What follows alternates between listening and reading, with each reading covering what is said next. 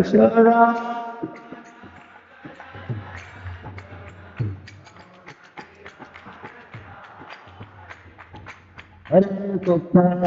Krishna, Krishna Krishna, Hare Hare, Hare Rama, Ram Ram, Hare Hare.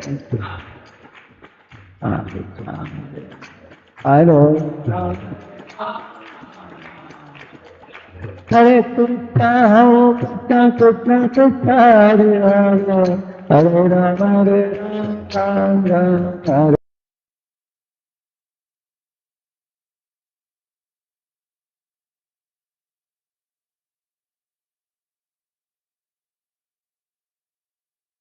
Kunj Bihari गोपी जन वल्लभा गिरिवरधारी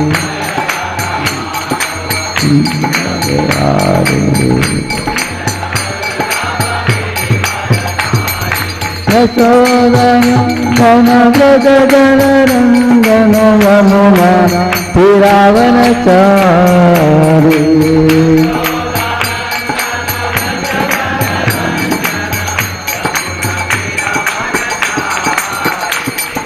निताय गौरंग जय निताय गौरंग, निताय गौरंग जय निताय गौरंग।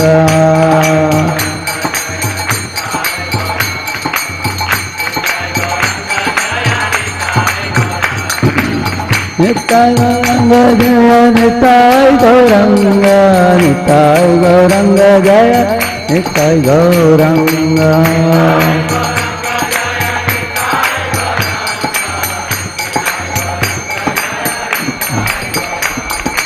हरे कृष्ण कृष्ण कृष्ण हरे हरे, हरे राम राम राम हरे हरे।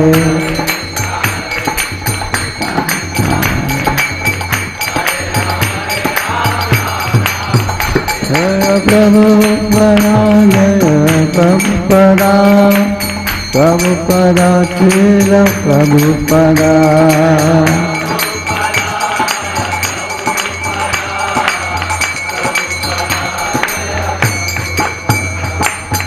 ओम अज्ञानतिमिरन्धस्य ज्ञानाञ्जनशलाकया चक्षुरुन्मीलितं येन तस्मै श्रीगुरवे नमः।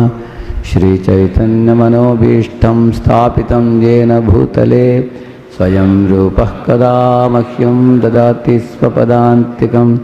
वन्देऽहं श्रीगुरोः श्रीयुतापदकमलं श्रीगुरून् वैष्णवांश्च श्रीरूपं साग्रजातं सहगण रघुनाथान्वितं तं सजीवं साद्वैतं सावधूतं परिजनासहितं कृष्णचैतन्यदेवं श्रीराधा कृष्णपादान् सहगण ललिता श्रीविशाखान्वितांश्च। नमो ॐ विष्णुपादाय कृष्णप्रेष्ठाय भूतले श्रीमते भक्तिवेदान्तस्वामिन्निति नामिने। नमस्ते सारस्वते देवे गौरवाणी प्रचारिणे निर्विशेषशून्यवादी पाश्चात्यदेशतारिणे। नमो महावदन्याय कृष्णप्रेमप्रदायते कृष्णाय कृष्णचैतन्यनाम्ने गौरत्विषे नमः। आजानुलम्बितभुजो कनकावधातौ सङ्कीर्तनैकपितरौ कमलायताक्षौ विश्वम्भरौ द्विजवरौ युगधर्मपालो वन्दे जगत्प्रियकरौ करुणावतारौ। वन्दे श्रीकृष्णचैतन्यनित्यानन्दसहोदितौ गौडोदये पुष्पवन्तौ चित्रौ शम्दौ तमोनुदौ। वाञ्छाकल्पतरुभ्यश्च कृपासिन्धुभ्य एव च भक्तानां पावनेभ्यो वैष्णवेभ्यो नमो नमः। जय श्री कृष्ण चैतन्य प्रभु नित्यानंद श्री अद्वैत गदाधर श्रीवासादि गौरभक्तवृंद। हरे कृष्णा कृष्णा कृष्णा हरे हरे, हरे Ram Ram Ram Hare Hare. Hare Krishna. Does one have to read this? Om Namo Bhagavate Vasudevaya. Om Namo Bhagavate Vasudevaya. Om Namo Bhagavate Vasudevaya. Narayanam Namaskritya Naram Chaiva Narottamam Devim Saraswatim Vyasam Tato Jayamudiraye Nashtaprayeshva Bhadreshu Nityam Bhagavata Sevaya Bhagavatyuttama Shloke Bhaktir Bhavati Naishtaki Krishnaya Vasudevaya Devaki Nandanaya Cha Nanda Gopakumaraya Govindaya Namo Namaha. Please read this.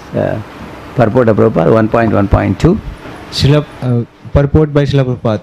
In the material world, there is keen competition between animal and animal, man and man, community and community, nation and nation.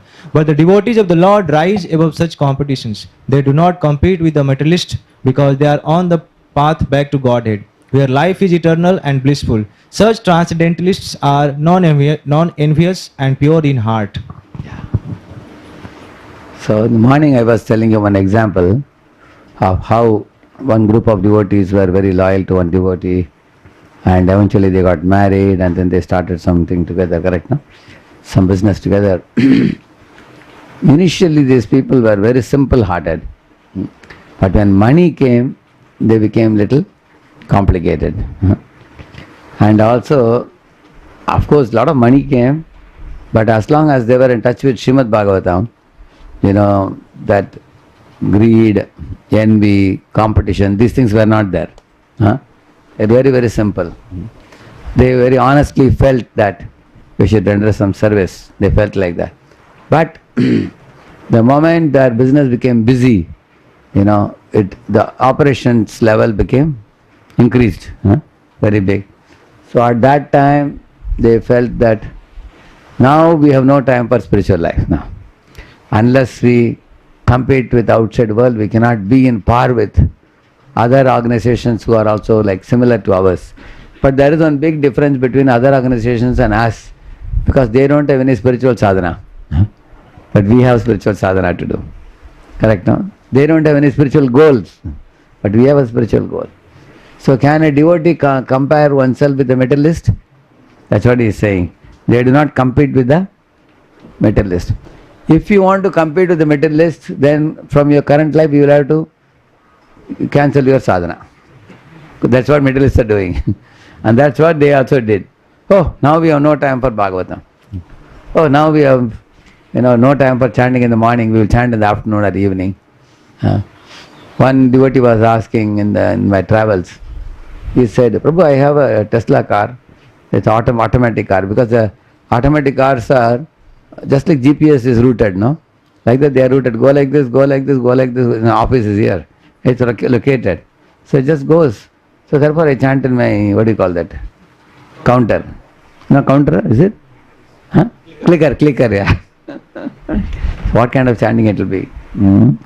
So we cannot compete with materialists. Materialists will make a lot of money, live and go, but we should not be after money. We should be after Chintamani, Nam.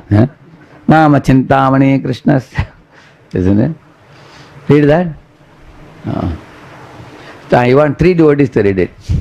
3 of you, one after the other, okay? You read competition. Competition. A striving to improve oneself or achieve a goal while comparing with others in a healthy way. Envy. Feeling discontent or resentment because someone else has what you want. Insecurity, lack of confidence or fear of inadequacy, self-doubt. Yeah. See, competition means you compare yourself with others, but you focus on growing in competition. Whereas envy means you feel hatred towards others and you want what they have. So the disease starts as you go from competition to envy. And then when you go to insecurity, it's a very dangerous disease, because you lose your confidence and you feel something is lacking in you, you get self-doubt, you weep silently, and then you may sometimes, get suicidal thoughts. That is insecurity. So insecurity is the most dangerous out of the three. Huh? See the next one. Focus. No, mic is not on.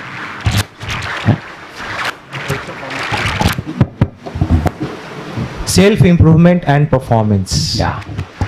Envy others' possessions, success, or qualities. Insecurity, self-perception and personal vulnerabilities. Yeah, this is the focus. The competition one who is doing, he is thinking, I will improve and I will crack and I will prove myself. Whereas the envious person, he takes away the focus from his improvement, and his whole idea is about others. What are others doing, what they have, what success they are getting. He tries to see what they are doing and he wants to copy it. And he wants to also do the same thing what others are doing. So some people imitate what others are doing in order to become like them. Correct, no? Like you all will see in your teenage, you watch others how they dress and you also want to dress like them. Correct, no? We have a tendency to watch others. Oh, if that is becoming popular, then I also will do that to become popular. In my college days, I once requested my father to get me a bell bottom. My father laughed. Bell bottom, bell bottom pant? Yeah. It's like this. My father said only ladies should wear like that. You are a boy, how you should wear a pant like this. I said, no, all my friends are wearing bell bottom. So that's the latest fashion. 6 months the fashion went off after that. So envy means you see others and you want to do what others are doing. You want to copy. Whereas competition at least is self-improvement possibilities there in competition. And third one, insecurity. Who is read it? Self-perception and personal vulnerabilities. So you become focused on yourself to be. What's the difference between competition and insecurity? Competition, there is a possibility of self-improvement. Whereas insecurity, you think you are useless. I am gone now. Oh, everybody is ahead of me. I am good for nothing. And this kind of thoughts start coming. Emotional outcome of this? Motivation, energy, satisfaction from achievement. Envy, jealousy, frustration, bitterness. Insecurity, anxiety, fear, low self-esteem. Yeah. So in competition, sometimes you win, you get motivation and energy. And you also get satisfaction. But when you cannot do what others are doing, I think water is coming here. Where is it coming?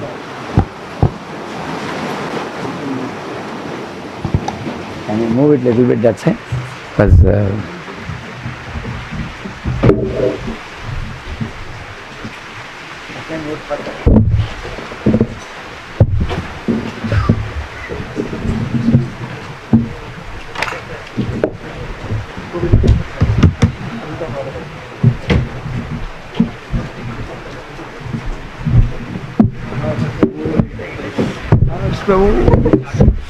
Prabhu.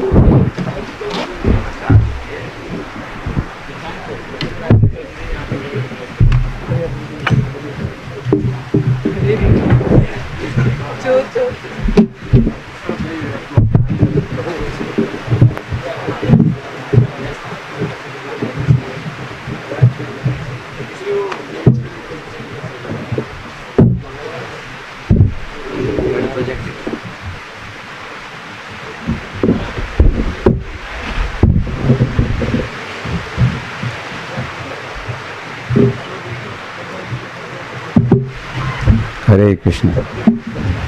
So, what is the emotional outcome?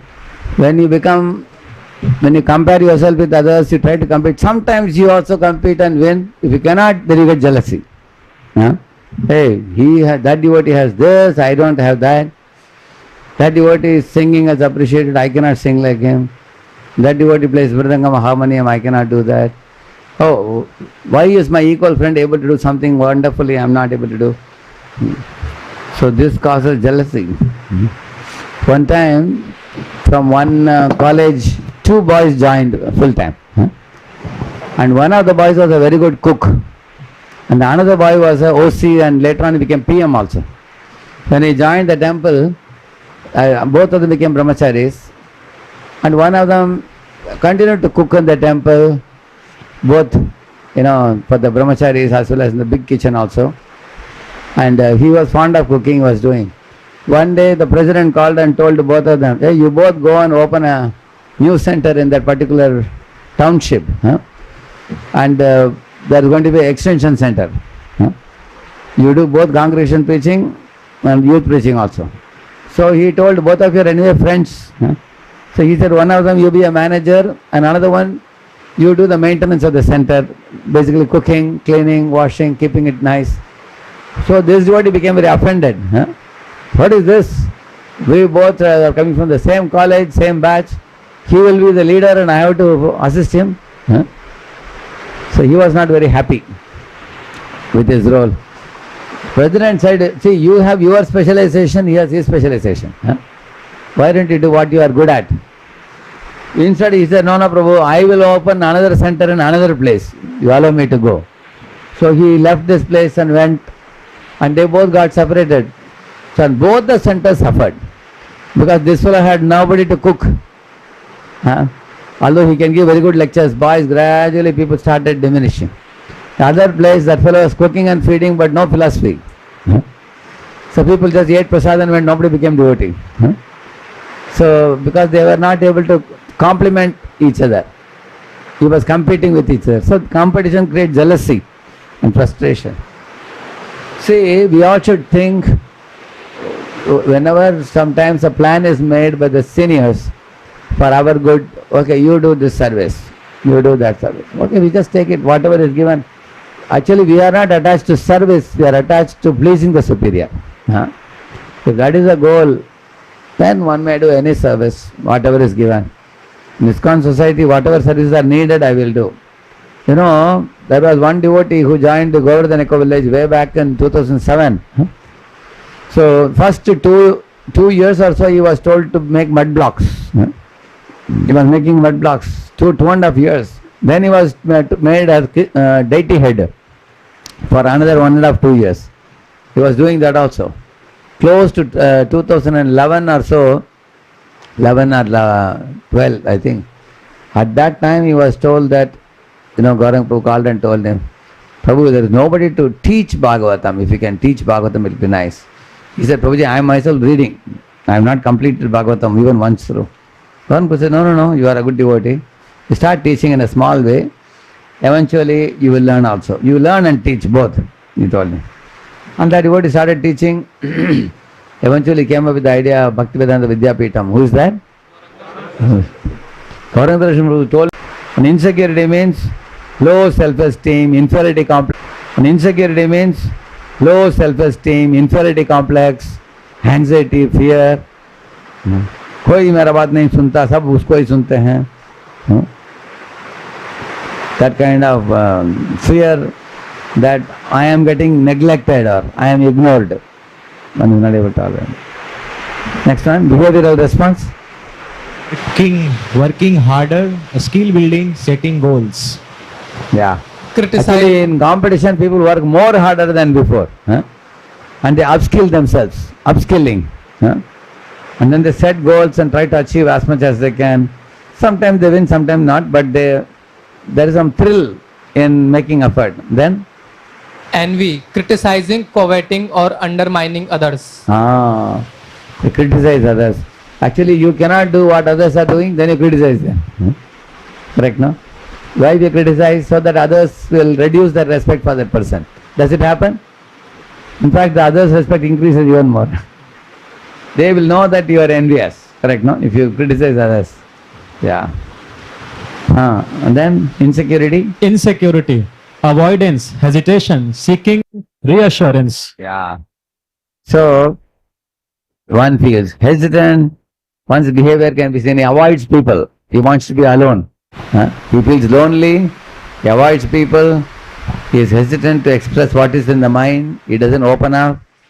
And he wants somebody to pat on his back and say that you are wonderful, you are all right. He's love seeking, but nobody gives. Everybody is busy. So he feels inferiority. Competition can inspire mutual growth if healthy. And this is the impact on relationships. So with other people, can he connect? Can inspire mutual growth if healthy. That means if somebody is better than him, he will go on and take some notes from him. If he is better at something, he will also give others. If it is a healthy person. And then? Envy often strains relationships, can lead to conflict. Oh, best of friends become worst of enemies. Then envy comes. You will see that they were such good friends at one time. Like now in the world, the whole world is saying now Sri Sri and Sadguru. They are having a tussle. How many of you know that? You don't know? Yeah. Actually, both are Shiva followers. One is saying Shivoham, Shivoham. And another one is also Mahayogi. Two big international gurus, they are having a tussle now. At one time, they were good friends. But eventually they have this tussle going on now. Because when there is a competition between two big people, then the competition produces bitterness. Because both are in a mood to prove to the world, I am better than you. Then it strains the relationship. Yeah. Even if generally our competition is with those who do the same service. Like, a singer is not having any competition with the speaker. The speaker has no competition with the book distributor. And the book distributor has no competition with the cook. But two cooks can have competition. Who can cook better? Who can dress the deity better? Now, who can distribute books better? Who can give lectures better? Correct, no? So therefore, we should be very careful with other devotees who do the same service. One has to be very respectful. No? Actually, we should develop a natural habit of praising others who do the same service. Have a habit, cultivate that habit only. By cultivating that habit, we will give up the propensity for criticism. Yeah. And insecurity, what happens in relationship? Can make one overly dependent or withdrawn in relationships. Either the insecure devotee will totally withdraw and go into your room and bolt the door and weep alone, or he has to be overly, baby fed. Somebody has to tell him, emotionally you will need lot of support. Prabhu ji, आप एकदम ठीक है, कुछ problem नहीं है आपके साथ. And he will speak hours and hours about his inadequacy. And you have to convince him hours and hours that you are all right. That is why it is said, a person with inferiority complex thinks more about himself and less about Krishna. Whereas a person whose mind is stable, he thinks less about himself and more about Krishna. Mindset? Competition, growth oriented and proactive. Envy? Comparison oriented, reactive. And insecurity? Self-doubt oriented, defensive. So in this way, self-doubt means he has lost his confidence now. He thinks that abhi kuch nahi hone wala hai mere se. I won't be able to do that kind of lost confidence. Example, competition. A student trains harder to excel in exams after seeing peers perform well. Envy? A student feels bitter because another student got higher marks. Insecurity. A student doubts their ability and avoids attempting difficult tasks. You understand? Huh? So out of the three, which is reasonably good? Competition. So Prabhupada also appreciated healthy competition. Prabhupada never said no competition. Prabhupada said the communist people have removed competition, therefore everything fell apart. Prabhupada says competition is good, but Prabhupada says even in spiritual world the gopis are competing. One gopi is thinking, oh, she has made such a beautiful garland. I wish I can also make a similar garland like her and offer to the divine couple. And then she may go and ask that lady, another gopi, can you please teach me how you made this so nice, such a elegantly, nicely made like this, so beautifully made. How do you fold this? How do you make like this? How you put one rose in between? After how many flowers you have to put one rose? So you can learn from somebody. So Prabhupada says in spiritual world, one devotee does not condemn another devotee. That's very important. That is not proper. In the material world, people say, you made better, I cannot make like you, then I will criticize your garland. You will say that yours is useless. There are people who can do better than you and things like that. In spiritual world, nobody criticizes anybody. They only feel that, oh, she has made better garland, nice garland, let me learn from her. No? Prabhupada says like that. So here, envy means a student feels bitter, you see, because somebody got high marks. You know, as soon as one's marks comes, in mathematics, somebody got 60 marks. Immediately he wants to know what happened to his friend. Huh? He runs and his friend has got 85. Huh? Immediately feels bitter. Alas, alas. Huh? You know, now my parents will catch me.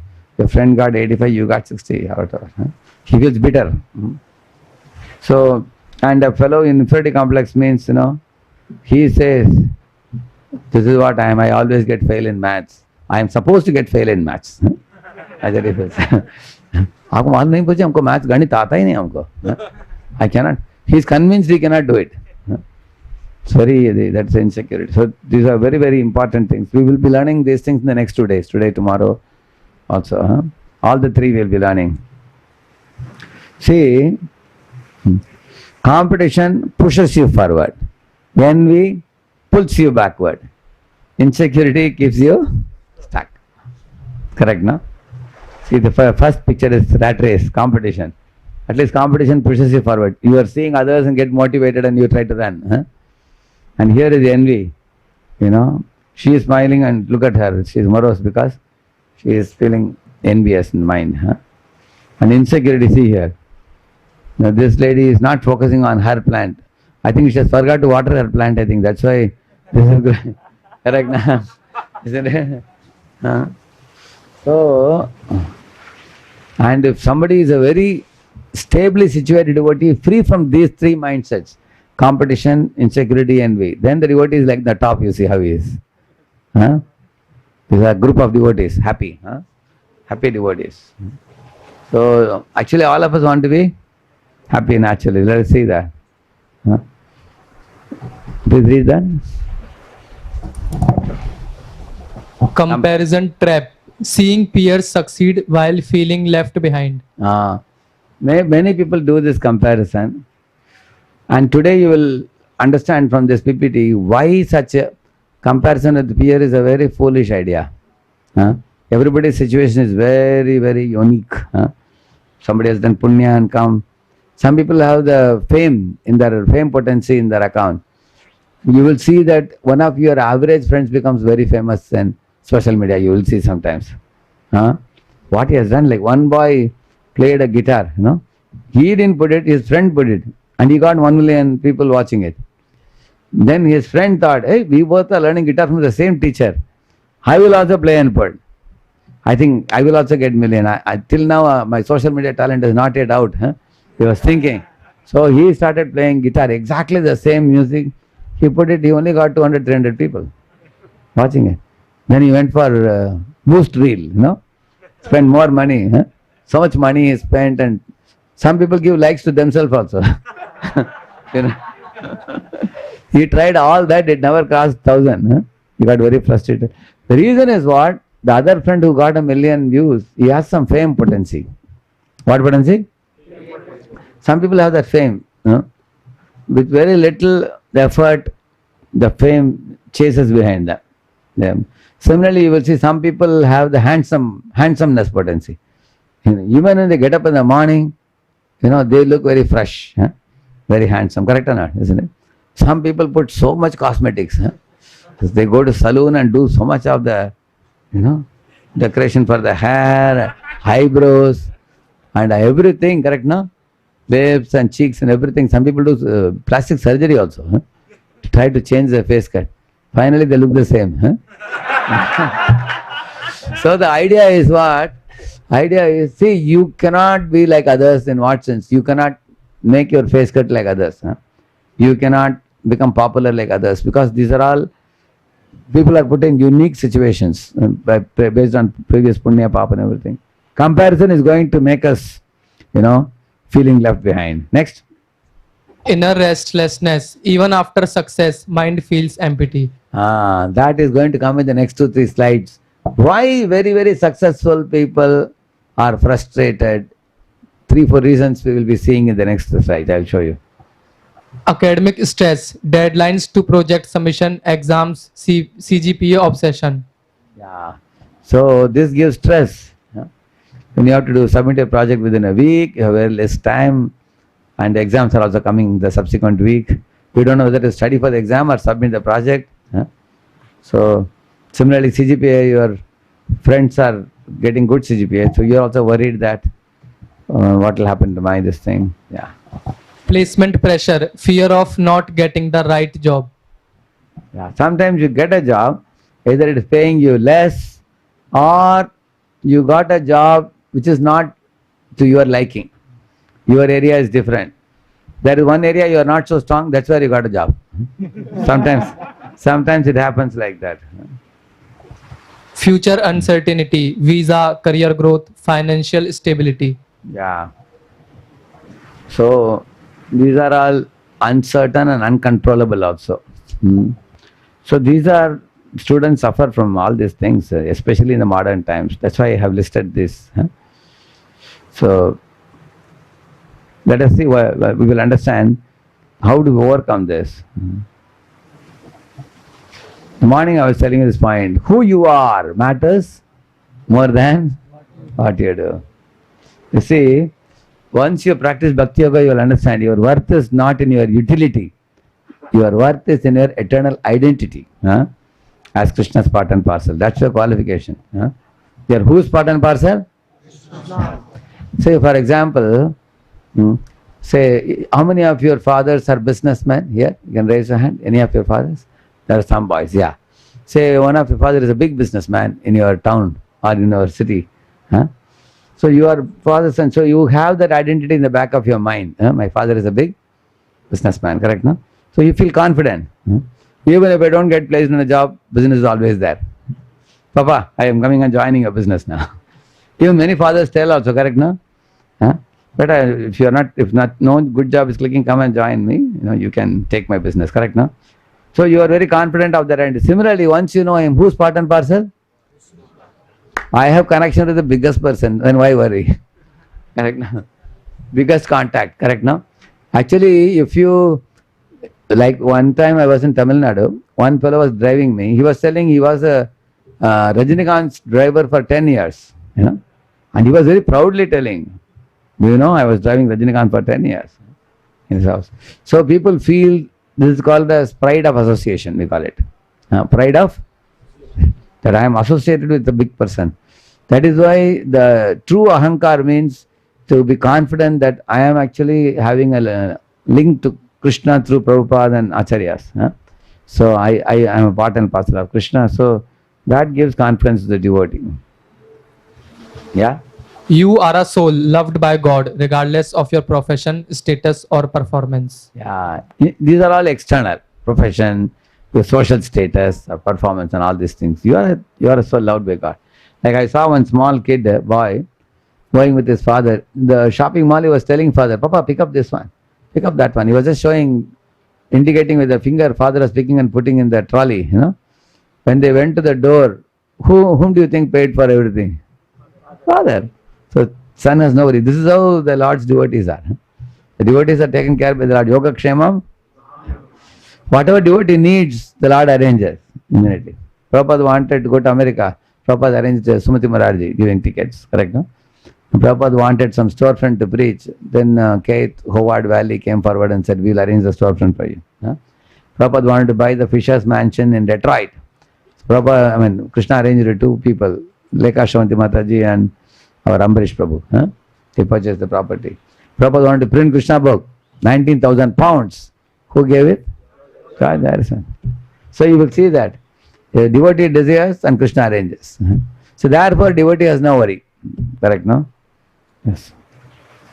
Yeah.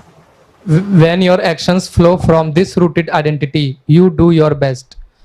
Without becoming proud when you succeed, it is all Lord's mercy. Broken when you fail, I will do better next time. See, devotee, whether you win or lose, no problem. If you win, you don't become proud. Why? It's all Krishna only arranged everything for me. You are grateful to him. And similarly, when you fail, what do you think? Krishna says, when you fail, don't get disheartened. You can do better next time, isn't it?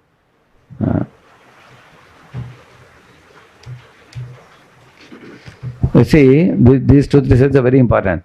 The flower is beautiful, not because it does anything great, but because it is, that's all. It just is. Likewise, we don't need to prove our worth by constantly doing something. We must just learn to be spiritually grounded, kind, balanced, and connected to God, isn't it? So, you will see that in the natural situation, everything in this world is offerable to Krishna. Like a flower, the flower doesn't have to do anything to become offerable. It's ready-made, as it is, it can be offered. That's the point. You see here also, you see that. So in Krishna's creation, everything is beautiful. Sun doesn't have to do anything else extra, it just has to exist, that's all. And sun, by simply merely existing, the sun can evaporate water and make cloud. The sun, by simply existing, can produce chlorophyll in the plants, isn't it? It can give warmth, it can give everything. So we don't have to do anything to prove ourselves in this world, which is what is making the whole world run here and there. Read that. A baby's smile. A baby does nothing productive, no job, no achievements, yet people love it just for being itself. Correct, na? What did a baby do that so many people appreciate the baby, isn't it? He doesn't do anything. He's just happy in his own little world, and that too in the care of the mother. Similarly, you have to agree to be in Krishna's care, then you can be like this happy baby. Most people are not like this happy baby because they have escaped from Krishna and run away. If one is in Krishna's grip, they have to be happy like this.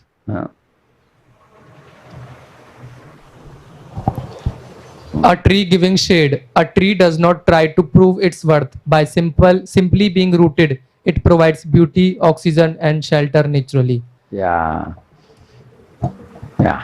Yes. A loyal friend. Sometimes a true friend does not need to do anything, just sitting with you silently when you are sad. Correct, no? So you can see, this is how Krishna has created the world. See here. An elderly grandparent. Even if they are not working anymore, their presence, love, and wisdom bring peace to the family. Correct, no? Isn't it? So, from all this, what you understand, one very, very important lesson we are learning from all these different examples. Actually, because we have been programmed by the modern day world, that unless you do something big and become popular in the eyes of the mass of people, your life is not worth living. Correct or not?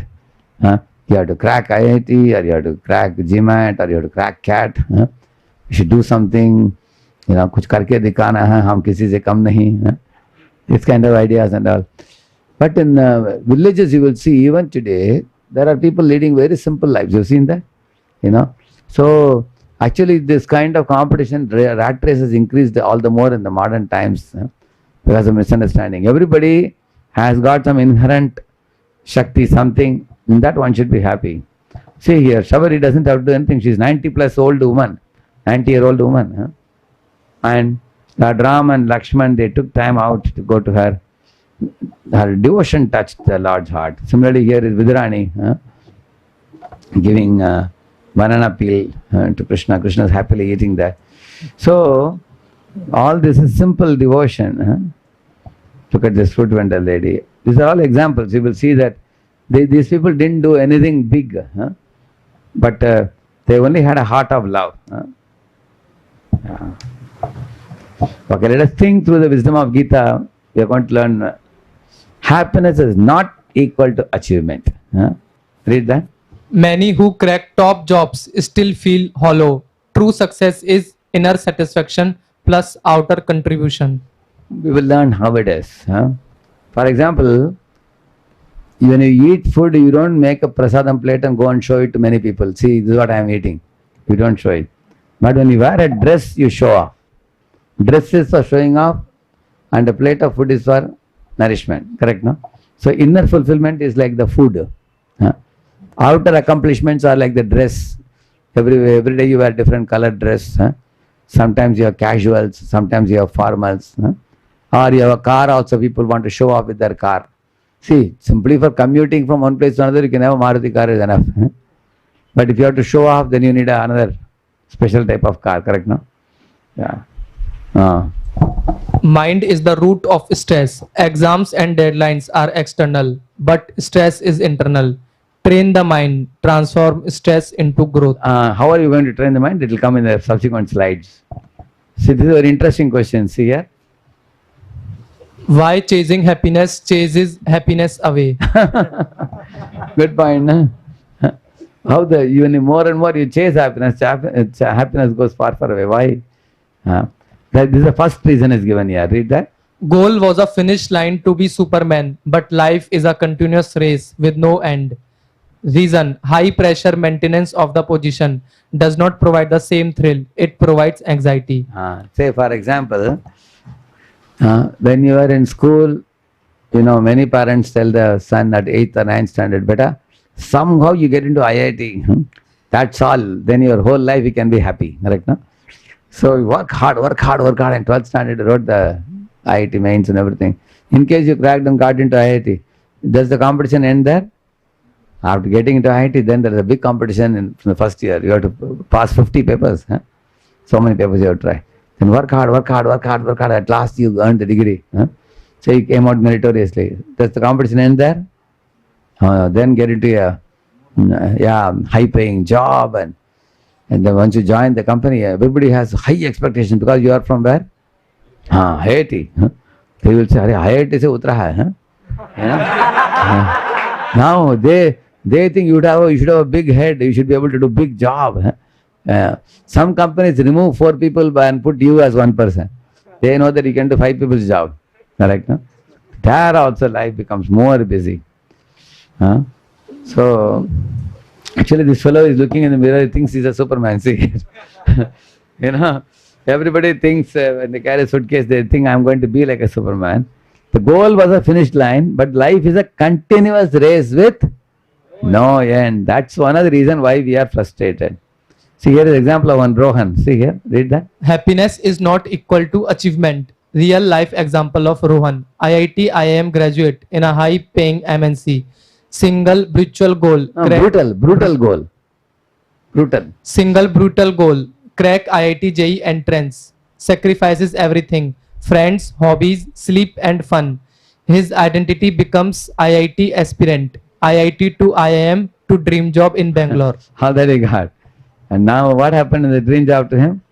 The scene of success. Luxury apartment, high salary, fancy title. For the first few months, it is exhilarating. He has made it. But soon... Initially he feels thrill. You think, I am IIT, I am IIM. Now I got the dream job I always wanted. And he gives a sabash to himself. Come on, I did it. But then very soon what happens? But soon the reality sets in. The job is 80-hour weeks, immense pressure, constant criticism from clients and bosses, endless travel, surrounded by people who are as driven and stressed. The initial thrill fades. Correct. No? So this is the reality. You can observe it. We are not telling you stories. You can observe this. Take Bangalore, take Hyderabad. You have seen people like this. Some weeks people work 80 hours. There's an immense pressure for beating the market, and there is also a very, very heavy competition in businesses nowadays. People are keeping cutting edge prices nowadays. Otherwise you won't be able to survive in the market if you keep too high profits. So you have to travel to various places. Clients are they're yelling bosses and shouting clients. So, and people are all stressed. You are also. So in this way, initially life was very thrilling when you got the post, but the very same post becomes a menace, a big difficulty for you. The joy is lost. See, he's sitting in a room alone and he is frustrated. This is the competition. Everybody is trying to keep ahead. Ahead of one another. People are, and this competition, you get tired of it after some time. You think you are progressing, you are just running in the same place. What is the second reason? The goal was an external validation, not an internal fulfillment. Reason: his goal, IIT, IIM, MNC, was chosen because society and family defined it as success.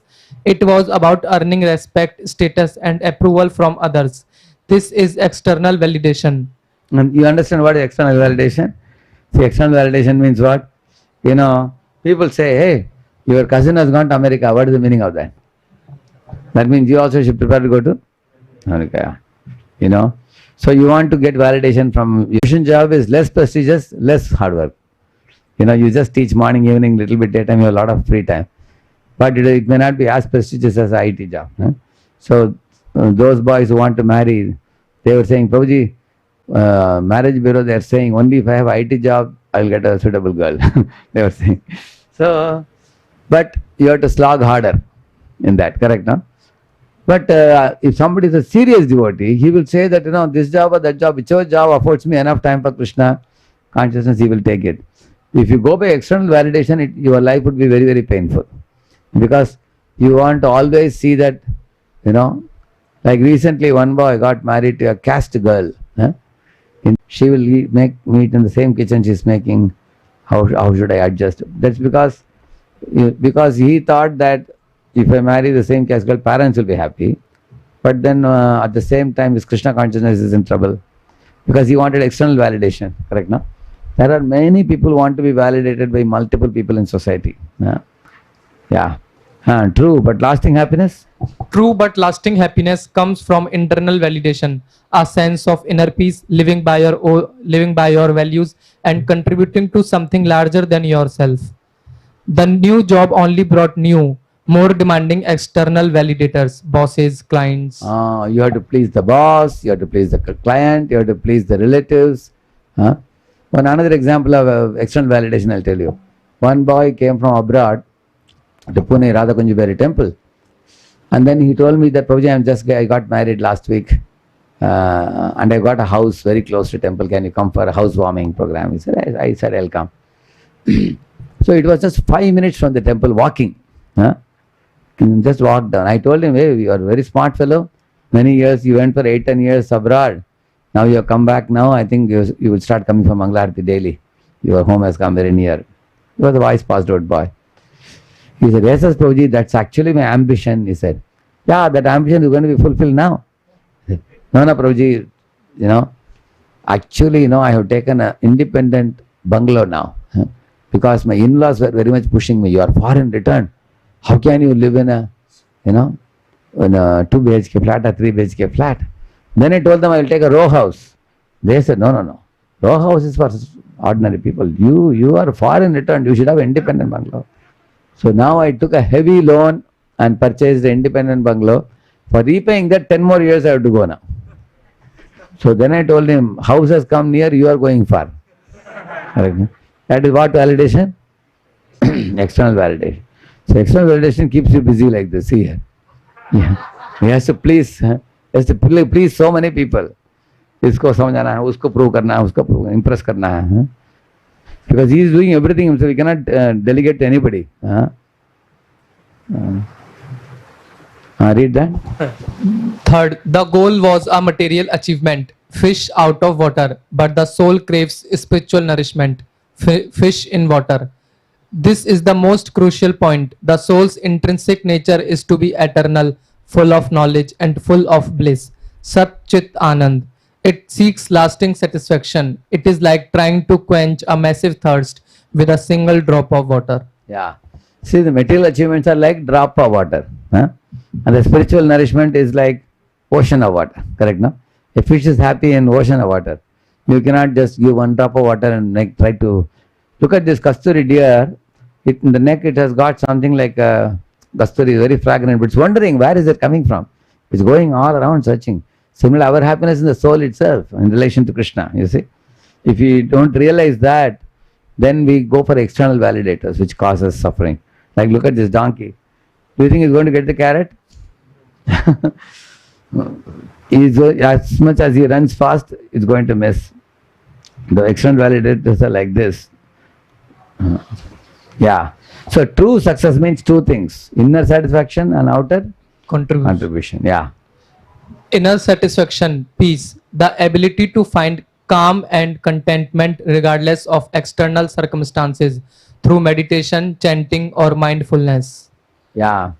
Actually, the chanting of the holy name cleanses the mind, which we have heard it. When the mind is cleansed, mind becomes peaceful. Yannamashati matrena puman bhavati nirmalaha, he says. When mal is gone, mind is clean. Mind is clean, mind is peaceful. When mind is peaceful, become satisfied. A satisfied person is happy. Like that Bhagavad Gita says. Krishna says that. So, if you are not going to cleanse the mind is raging with greed.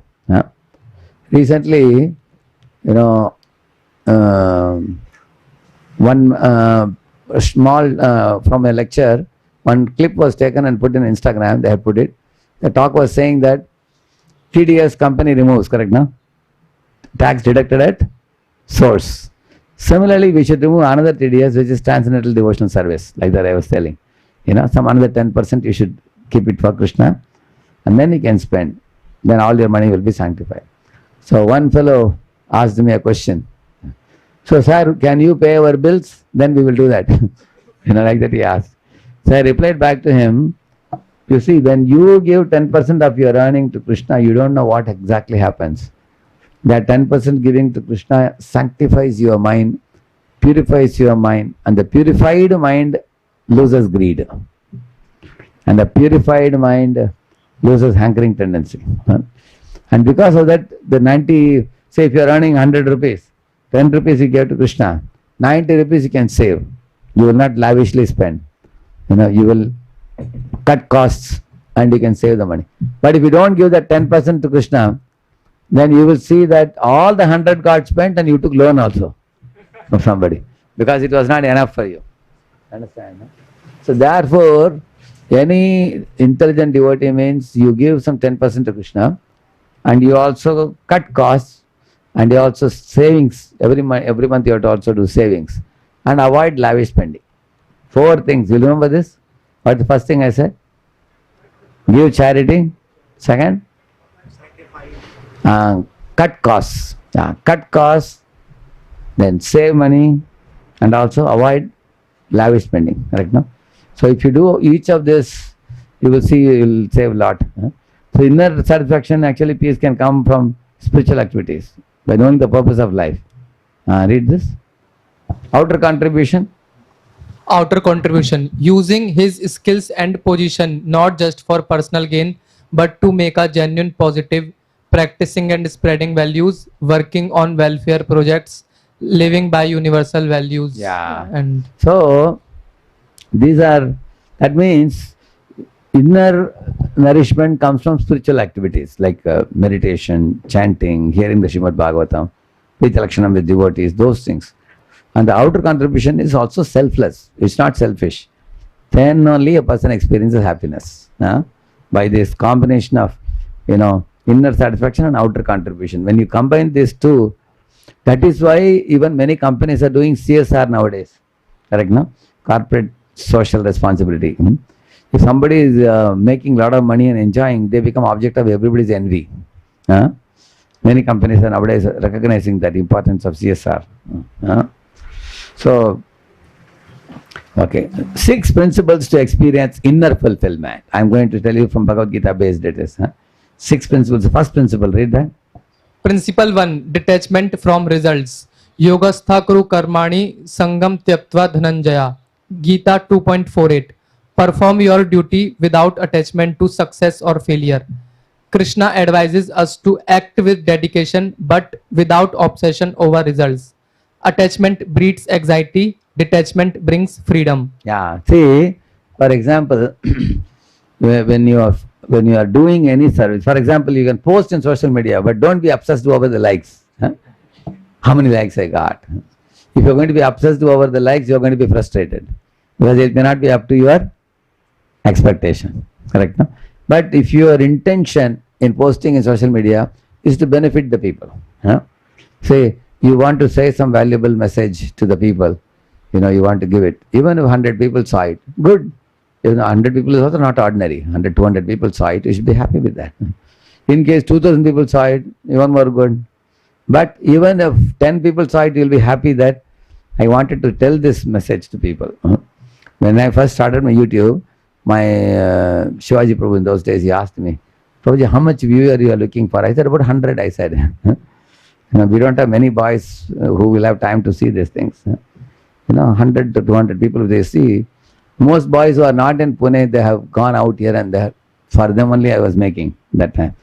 So, see, imagine if I am expecting 100 to 200 people and if 10,000, 20,000 people watch, that is beyond your, so you feel too happy, correct, no?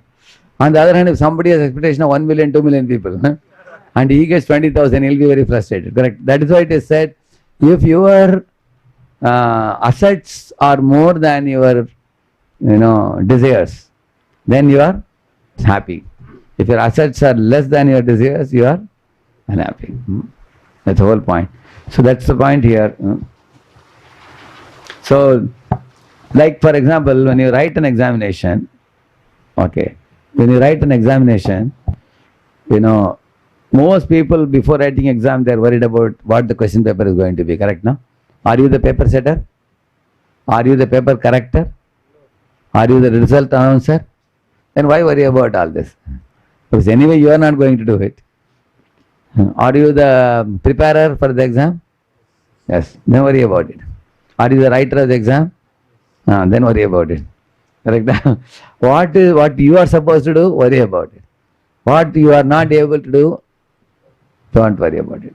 So Lord Krishna is also talking same thing what Stephen Covey copied from Bhagavad Gita, if you see. What is it? Karmaneva adhikarasya means circle of influence.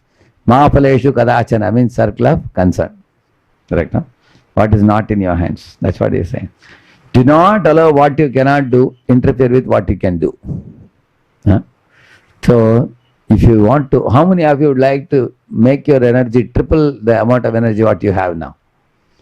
Correct? This is the secret. Don't allow the worry of the result interfere with your performance. You leave it to Krishna. Let go. Detachment from the results. Because attachment breeds anxiety. Detachment brings freedom. You see, that's the first principle of inner fulfillment. For example, in the Vedic life, people thought that, like, you should do gardening. Every house should do gardening. They should keep a cow. That's a principle. So one old man, 90-year-old man, was putting a coconut tree. Coconut was. Somebody came and laughed and said, hey, you are already 90-year-old. By the time this coconut plant grows, you will be dead and gone. He said, I am doing this for my grandchildren, he said. Because if you have a selfless disposition, and also you do certain thing as a duty, you will be so peaceful in the mind. But nowadays you see people only will do something unless there is something for them. That's why they are frustrated. Attachment. Second principle. Principle 2. Discovering your dharma. Psychophysical nature and 8 types of intelligences. Dharma, your unique duty or purpose aligned with your nature. Acting in harmony with your dharma brings satisfaction and meaning. Krishna tells Arjun, better to fail in your own dharma than succeed in Another's dharma. Another's dharma. See, for example, Arjuna was thinking, I'll accept bhiksha, correct, no?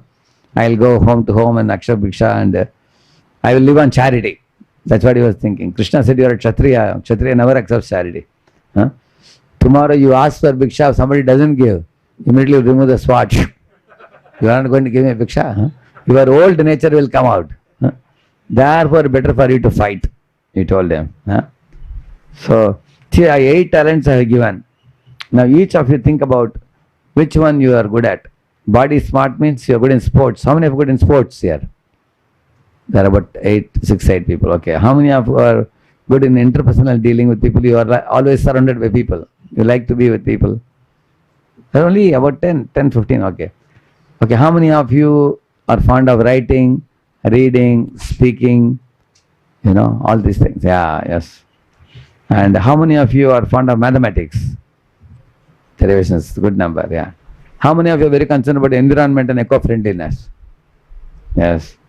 And how many of you are intrapersonal? Intrapersonal means you are a philosopher by nature. That means you can just sit in a room and sit with 100 books. If we give you 1 year also, you can sit inside. How many of you like that? Correct, no? Put them in a room and of course we'll give you prasad from the window. How many of you can sit like that for hours and hours with books? There are a few hands. Okay. And how many of you know photography or painting or drawing? Yes. Okay. And how many of you have a musical sense? You play mridangam, kartal, singing? Yeah, correct. So these are the 8 innate talents you have in this lifetime. So this is your bodily dharma. If you are going to invest in this, you are going to grow. And you will feel great joy, happiness you can experience. You may say, no, Prabhuji, I am an engineer, I don't have time for this. No, if you give a little time for this area which you raised hand, that will give you a lot of inner fulfillment. That's the second point, discovering your own dharma. Third one? Principle 3, cultivating self-knowledge. Soul beauty, not your fleeting beauty or strength. Yeah. No thigh. See, I'll just show you this one.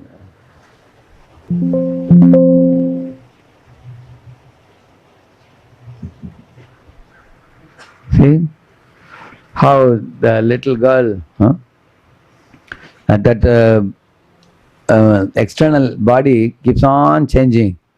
If you are going to attach importance to this external body, you will be frustrated. See, her body is getting older and older and older. She will become an 80 or 90-year-old woman now.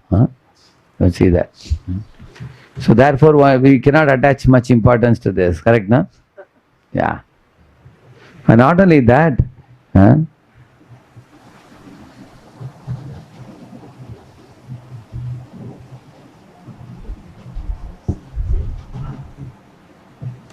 Arjun तुम शरीर नहीं शाश्वत आत्मा हो जो ना जन्म लेती है ना मरती है, केवल शरीर बदलती है। देहिनोऽस्मिन् यथा देहे कौमारं यौवनं जरा तथा देहान्तरप्राप्ति धीरस्तत्र न मुह्यति। वासांसि जीर्णानि यथा विहाय नवानि गृह्णाति नरोपराणि तथा शरीराणि विहाय जीर्णानि अन्यानि संयाति नवानि देहि। वासांसि जीर्णानि यथा विहाय नवानि गृह्णाति नरोपराणि तथा शरीराणि विहाय जीर्णानि अन्यानि संयाति नवानि देहि। वासांसि जीर्णानि यथा विहाय नवानि गृह्णाति नरोपराणि तथा शरीराणि विहाय जीर्णानि अन्यानि संयाति नवानि देहि। देहिनोऽस्मिन् यथा देहे कौमारं यौवनं जरा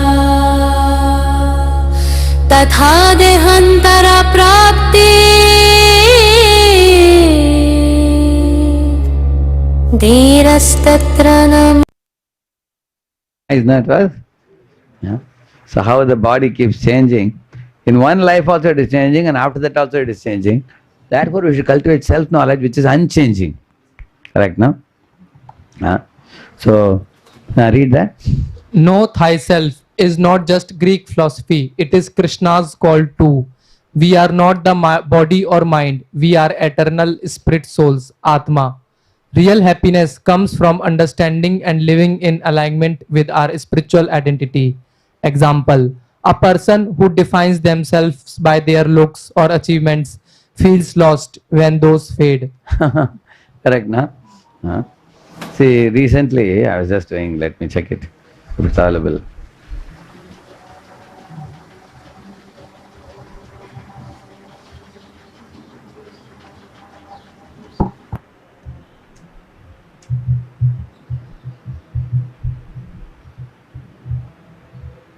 See, it's very famous. This Esena O'Neill's story. You know, she had 5 lakh Instagram followers and 2 lakh YouTube subscribers at one time. So she was very popular social media influencer. Now she's crying now, you see here. She got very frustrated. She quit social media in 2015. And see here now, after quitting that, she's saying social media is not real life. What life it is? Real life. Because you cannot, why it is real life, she's saying, I'll show you. See this woman, how she looks here. This is how they show it, but actually she is like this. Reality. This is Instagram real life, this is. See, if somebody sees the real life, they'll run away. Right, no? So because this is a fake idea, we call it. fake ideas. So this is a cheating life, correct, no? So I made that the presentation called as from digital slavery to digital mastery. So I spoke it few days, I prepared for that. So these external appearances are always changing. Don't attach too much importance to that. So like your bodily appearance, it's not going to be, that's what he is saying here. If you are going to attach importance to the temporary self, it could be your body, it could be your mind, it could be your achievements, qualification. Over a period of time, these things will fade away, he's saying. But the soul is eternal identity. This cultivating self-knowledge is that. Soul beauty is real beauty, not fleeting beauty. Next, fourth one. Principle 4. Transcending material desires in mind and senses. Material pleasures are temporary and often mixed with pain. Krishna encourages us to seek spiritual joy, which is eternal and ever increasing. Example: eating junk food gives momentary pleasure but long-term harm. Similarly, chasing fleeting pleasures leaves us empty. This is another thing that gives us pain is the 5 P's, we call it. 5 P's that can pinch you. What are the 5 P's? People, position, possession, pleasure, and one more P, penny. Penny in the morning we heard from Acharya Prabhu. Money, money, money, money is honey. What trouble it gives. Similarly, if you are attached to positions, you want a particular position, you are not given, you get frustrated. Possessions, you want to buy something, you are unable to buy. Or penny, and then people. Like for example, a boy attracted to a girl, girl attracted to a boy, they are unable to get, they get frustrated also. And pleasures as the 5, Shabda, Sparsha, Rasa, Rupa, Gandha. So these are all frustrating agents, these 5. So when you are talking about desires, what is the quality of your desires? Is it material or spiritual? Like if you want to do spiritual, for example, in one time in a marriage bureau, one boy had registered his name and they were about to show a girl for him. But then later on that girl was given to some other family. So this boy became frustrated. Why I was shown first and why she was given to a boy who came later. But that girl's language and that boy's language was matching. Correct, no? So they given. So in this world, if one match is made, for another boy, you will be told that you will not get this match. Correct, now same with the girl also. One boy is already matched with one girl. Can another girl get him? Whereas it's not like that with Krishna. 16,108 princesses, everybody could get Krishna. Correct, no? That is the way spiritual life is. Like if any one of you here, you want to dance in Krishna consciousness, will others be deprived of dancing? Everybody can dance. Correct, no? That's the beauty of spiritual life.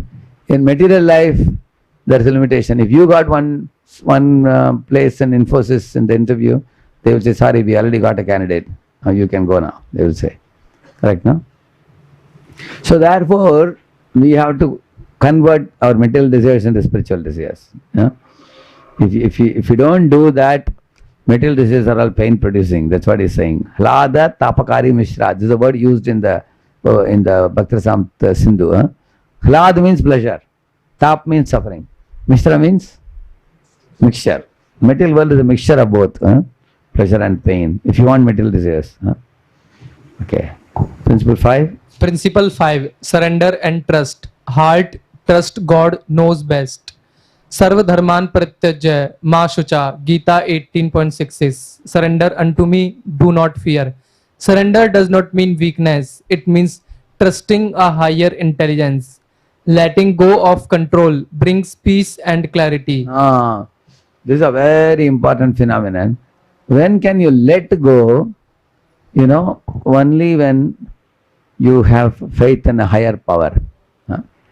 Say, for example, once we were, going to catch a train, and it was unexpected. The train, we were actually planning to just reach the station on time, but it happened to be some Bakrid or something. There was a big procession on the road, isn't it? Ramzan or Bakrid something. Huge procession of Muslims and the vehicles were just stranded in jam. So some devotees were jumping up and down. They were saying, hey, when will the procession end? Huh? Can we take a U-turn and go this road, that road? They tried different things, but they took a pretty long time. By the time they reached the station, the train was gone. So even if train is gone, you don't have to panic or something. Okay, look for the next train. Sometimes there are inevitable things in this world. Correct, no? That's what let go means what? Don't take too much of tension. Huh? So you do your part and then leave it to Krishna after that. Huh? Brings peace and clarity, is saying. Actually, many times to understand this principle, I will give you a very simple example. If somebody is suffering in his life, how many of you find it very easy to give him advice? Easy. You are able to give advice because you are detached from that situation. Correct, no? Correct, no? Very easy. When the same thing happens in your life, correct, no? Then it may be difficult for you because you are attached to the situation. Like for example, one man was giving a pravachan. He was telling, if you have two cars, you give two cars, one car to others, you keep one with yourself. If you have two houses, give one house to others, keep one house with yourself. Like that he was telling. And somebody asked in the audience, so if you have two cows, what we should do? He said, that I cannot say, he said. And he asked, why? Because I have two cows, he said. That's why he was giving other examples. So when it comes to oneself, it's very difficult because our mind is cluttered, attached. So we should be able to learn this art of letting go. This letting go is possible when we remember the statement, God knows best. See, this is a very, very deep statement it is. See, for example, if there is a wall, I throw a ball, I expect that ball should come back to my hand because there is a wall. That's what Karmi's thing. I put this input and if the output is not coming, then I will be frustrated. At least whatever input I put, that much should come at least, if not more. They think like that. Whereas devotees don't think like that. Devotees think instead of wall, there is Krishna standing there. If I throw a ball, he may throw it back. Or if I throw a ball, he may keep it with him and keep quiet. Correct, no? He may not give back. Or he may throw two balls back also. So because we trust Krishna, whatever comes from the other side, we are ready to accept. That's the most important thing. If Krishna is taking away my ball and not giving me, maybe he is planning to give something bigger and better. Devotee knows that. Devotee has full faith in that. God is genuinely good and he knows what is best for me. Every walk of life, you all must have heard the story of that king who lost his finger, no? What do the stories tell? That's the main lesson. God knows best. And sab Ishwar ki ichha. Actually, nobody can do any harm to you without knowledge of Krishna. He is watching from the top. And without his sanction, nobody can do anything to you. When you have that faith, then only surrender is possible. Read that. Example? Example, trying to control every detail of a road trip versus trusting GPS and enjoying the ride. Correct, no? There are some people who have a habit of micromanaging the travel. You've seen, they sit in the front seat next to the driver and they'll keep on nagging the driver. You've seen that? Some people have that habit. Hey! Hey! Udhar mein jao. Driver will say, Prabhuji, GPS डाला है Prabhuji. भरोसा नहीं GPS के ऊपर. मेरा बात सुनाओ. ये लेन ऐसा लो. And they will go here, there and they'll get stuck. Finally, say, Prabhuji, मैंने आपको पहले बोला ना आपको. नहीं. अभी U-turn लो अभी. Too much micromanaging. You've seen that, people? And similarly, trusting GPS is Guru Parampara system for us. That is a GPS. It's our GPS, correct? No? And enjoy the ride. Trust and then... See, the children are able to enjoy the ride in the car. Why? Because they trust the parents. Correct, no? Parents, like me also, when I was in America, I was traveling with Vaishnav Sharan Prabhu. I will always put him in front of me. So he walks ahead, I walk behind. So I don't have to worry about anything. I don't have to look at the display and see which plane I have to catch and which gate number. Nothing. You have somebody walking ahead of you doing. You just follow, free from anxiety. I can focus on some work. So in the same manner, Krishna is ahead of us and is guiding us actually. Yeah? He knows what is best for us. When we trust this, life becomes smooth. Next one, last one. Principle 6. Devotional service. Singing for fame versus singing for Lord. Bhakti consciousness transforms mundane into spiritual. Bhakti is the heart of Krishna's path, loving service to God. It transforms mundane actions into spiritual joy. Chanting, reading scriptures, and serving others purify the heart. Example: singing a song for fame versus singing to glorify Krishna. Same act, different consciousness, vastly different fulfillment. For example, there was one devotee in the early days, he was called to sing, in the temple hall. Somebody thought that his voice is good. He started singing. In those days, he was just playing kartal and singing alone. A very happy devotee. Promptly he would come on the particular day and do. Eventually, because he was a good singer, some other people also came, they joined him. Mridangam came, somebody started playing harmonium. Slowly it formed a kind of one group, Kirtan group like that. Then later on many Kirtan groups formed. And then now these Kirtan groups were allowed to sing on different time slots, on festival days. Correct now. So now, over a period of time, on the festival days there was a big competition for the prime time. Which group will sing on the prime time? Which is the prime time? Abhishek time. Because the whole temple hall is jam-packed for Abhishek. And that is the time all the groups want to sing. Correct, no?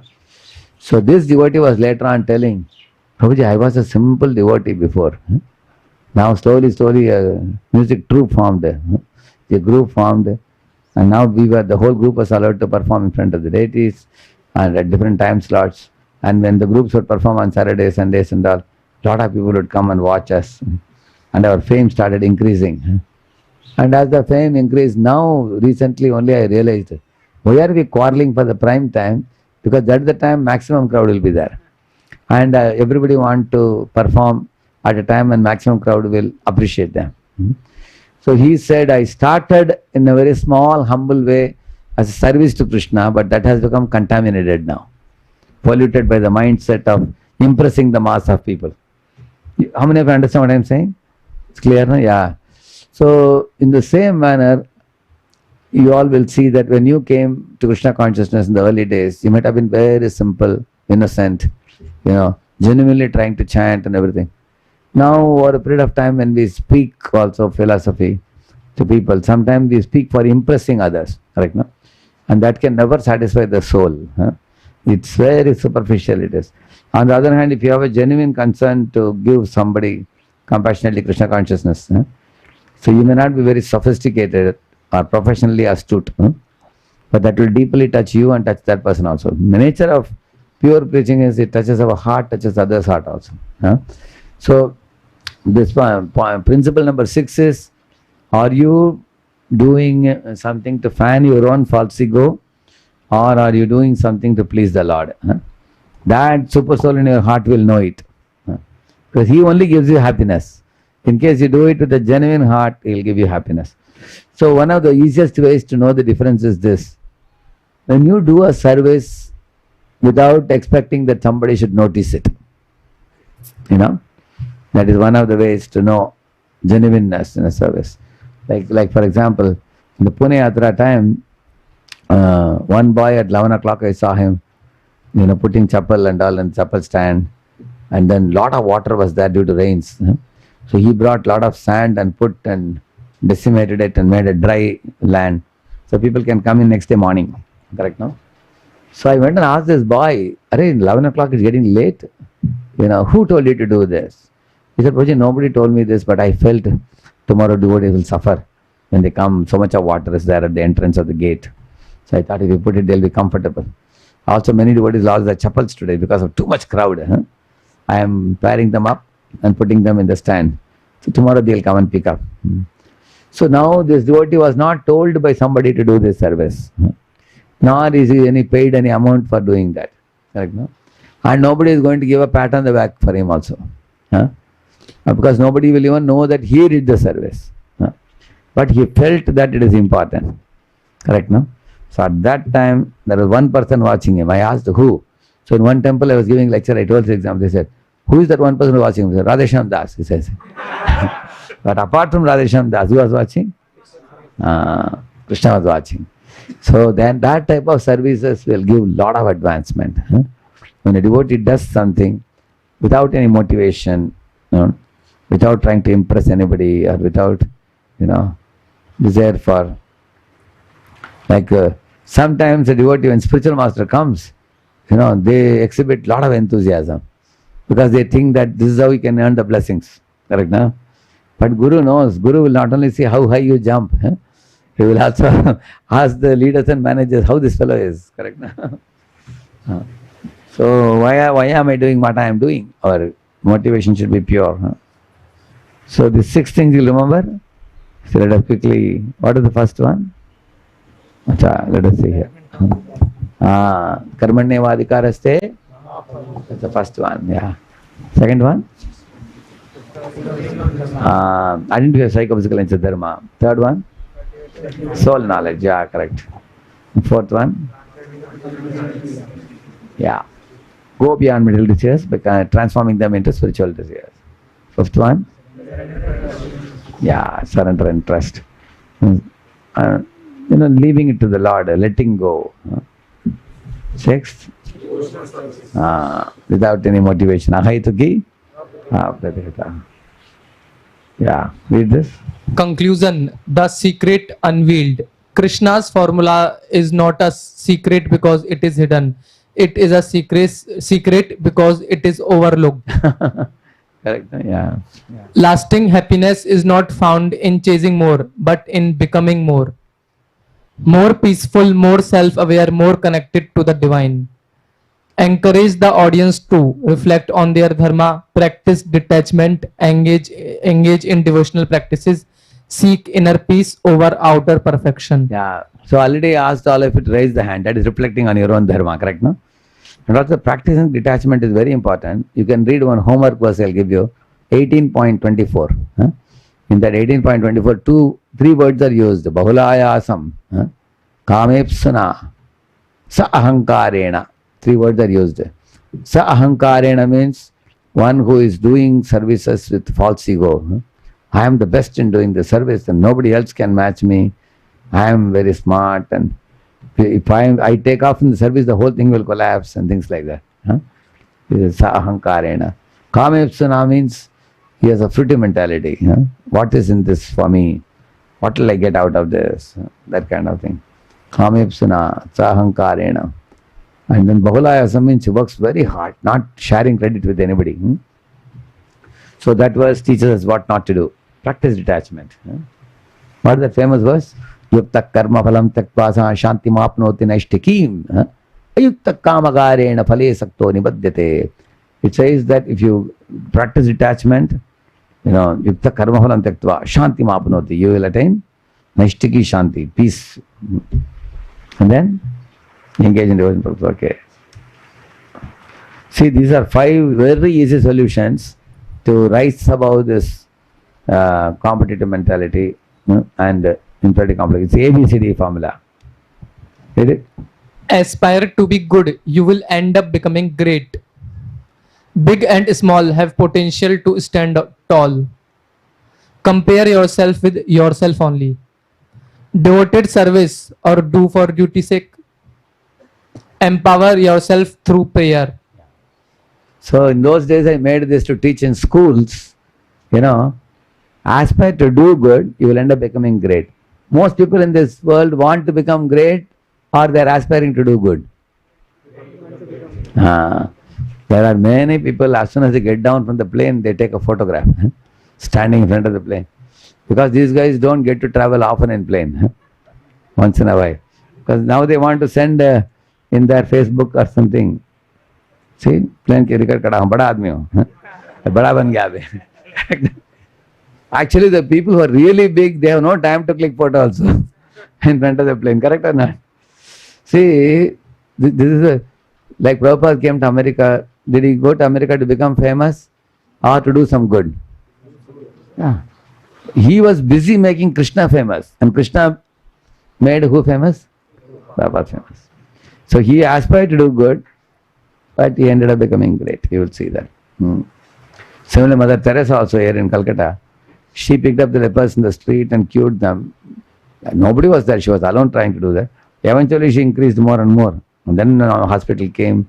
Government of India said, you can travel in any train, any bus, any plane, free of cost. She was given that. Eventually, the country recognized her, that social service which she did. Correct, no? So, in the material platform, selflessness is an extension of the spiritual platform of selflessness. It's like a shadow selflessness. But the spiritual selflessness is real selflessness. So, therefore, in either plane, material plane or spiritual plane, try to do something selfless. Try to do good, then you will become great. You find that, see, the clouds are showering. They don't expect any money from you, for giving you potable water, isn't it? Sun is giving sunlight and heat. Trees are giving fruits. Rivers are giving water. Cow is giving milk. They don't ask anything from you. It's all Krishna's selflessness can be seen in all these natural elements. Paropakaraya bhaganti nadya, paropakaraya duhanti gavva, paropakaraya phalanti vriksha, paropakaraya idam shariram. This verse says that. So, and the second one is big and small. Bhakti is for all, big and small. I had written that for devotees. When you go to outside, you can say this one. Big and small has the potential to stand tall. What is the meaning of this? See, there is one small bird which goes into the mouth of a lion or a crocodile also, sits in the tongue and pulls out the meat piece from in between the teeth. And then the lion feels a big relief. Little lion opens the mouth, then it comes out. So the bird also got something to eat. And the lion also got relief. So will the lion eat this bird? No. Why? Because the bird is friend of the lion. So that means big and small have the potential to stand tall. That means the big lion, king of the jungle, and the small bird, they have their own capabilities. Lion is not able to do something which the bird is able to do. Correct, no?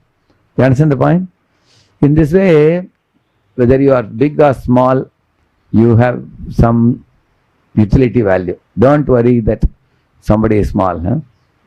Like you heard the story of the rat who cut the lion's net and saved it. Correct, no? And the lion could not escape the net, but the rat saved him. The rat is small, lion is big. Everybody can do that part. Third one is, read the third one. Compare yourself with yourself only. Yeah. If you compare yourself with others, then you go from competition to envy. Correct, no? Yeah. Fourth? Devoted service or do for duty's sake. Yeah. So one of you feel that you are not a great hero, you are a star. Prabhuji, one boy was telling, Prabhuji, I am a mediocre, I am average. That's why I feel fear whether you will get a job or not. But I was telling him, even if you are average, there are certain things even an average person can do, like being punctual. Correct, no? And being respectful to boss. Being a good team player. Being more or less free from false ego and dealing with others in a respectful manner. Correct, no? And also being hardworking. So if you do these things, these qualifications are also as important as, a big person able to do many things. Because sometimes a big fellow cannot team play with anybody. But if you have any of these qualities, then like devoted to service, Prabhupada quoted the example of one old lady in the Radha Damodar temple, bringing water in the morning for Abhishek of the Lord. Definitely she will go back to Godhead, Prabhupada said, because nobody noticed her. Every day she would go to Yamuna and bring water, devoted to the service. She was not doing it for duty's sake. She did it lovingly. Last one? Empower yourself through prayer. Yeah. So now I am showing each of it. See, when Ravana was taking away Sita, that time you can see this. Jatayu midway came and stopped him. Ravana threatened Jatayu, hey, if you block my way, I will kill you. Jatayu said, you kill me. As long as I am alive, you can't take Sita away. With his claws, he tore the kavach of Ravana, which is, beaks. It cut the kavach of Ravana, and with the, what do you call it, flanks, huh? What do you call this one? Huh? Claws. He killed the mule also. Huh? Then Ravana cut one of the wings, you see. He was going down. When Sita cried, again he flew. With one wing he was slapping Ravana. That wing also that fellow cut. Then the bird fell down. Then Lakshman came and nursed him. Ram said, Jatayu, for my Sita's sake, you gave your life, I will send you to Vaikuntha. Huh? Although he didn't win the battle, he was sent to Vaikuntha. Same day, you see. That means he aspired to do good, he ended up becoming great. Correct now? Huh? See here, read that. Great people basically focused on doing good. Correct now? Prabhupada never thought that, even Prabhupada said that I never thought my movement will become so big. Huh? Never expected. He just focused on doing good. Similarly, this is our Dr. Kalam, very humble, the youth icon. He has hundreds of patents, and he was the President of India in space launch. He has a very big reputation. But he quotes from Bhagavad Gita, and very simple personality, down to earth. One time, Dr. Kalam went to this IIT BHU for a event. So they had put 6 chairs, 3 here, in the middle one king-like chair. They had put. So when he went to the stage, all the people were, one by one sitting in the side chairs. So Kalam also sat in the side chair. They told him, sir, the middle chair is for you. You are a special guest. He said, you see, the middle chair should be for the Vice Chancellor, because he's the main person in the university. So he sat in the side chair. Later on, the Vice Chancellor came and joined. He also requested, Kalamji, please sit in the middle. He refused to sit. And then he told the Vice Chancellor, sir, you should be sitting here, he said. He gave so much respect. Then Vice Chancellor finally had to remove the big chair. Then they put uniform chairs for everybody. And that attracted so much applause from the audience. The audience were moved to tears because they said, what a humility. Both great souls are exhibiting humility. They felt like that. Dr. Kalam and the Vice Chancellor both also. So these people actually, these are samples I'm telling you. There have been many, many people like that who aspired to do good. Eventually they became great. Yeah. Big and small have potential to stand tall. Who is this? Which is the small one? Correct, no? He became very popular. You know the story? The Guruji told the 3 disciples to go to get the dry jackfruit leaves. One of them came and said, one lady is crushing into powder and selling as a medicine. Another fellow came and said, one man is making leaf plate with that and selling. Another disciple said, one man is using it as a furnace fuel. So all of them said they want money for it. Then Guruji said the famous statement, no one is used. Read that. No one is useless. How can you be useless? Oh, this, when the Guru said to them, they were shaken to the core. They thought that if a dry leaf can be so useful, how can somebody in the Gurukula trained, how they can be considered useless? So this is a very, very important lesson.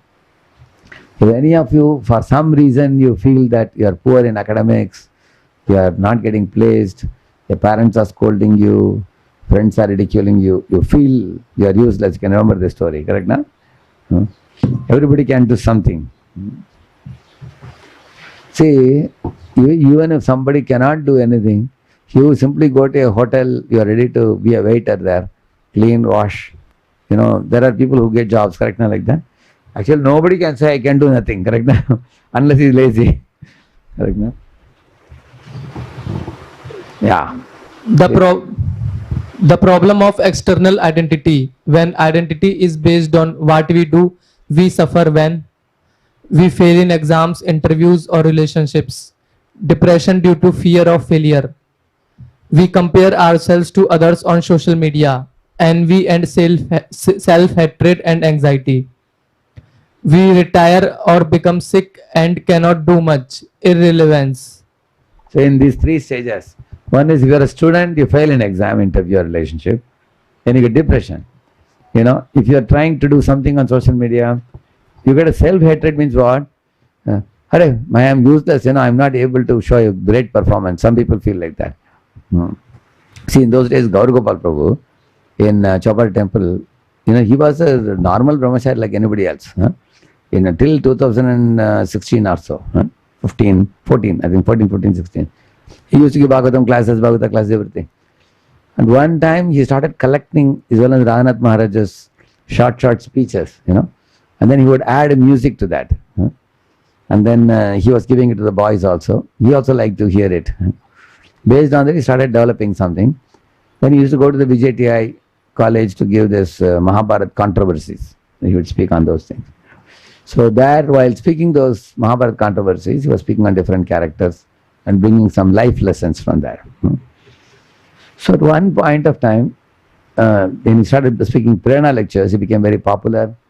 And eventually went into life tools, giving social media thing. And he started having millions of followers, very big.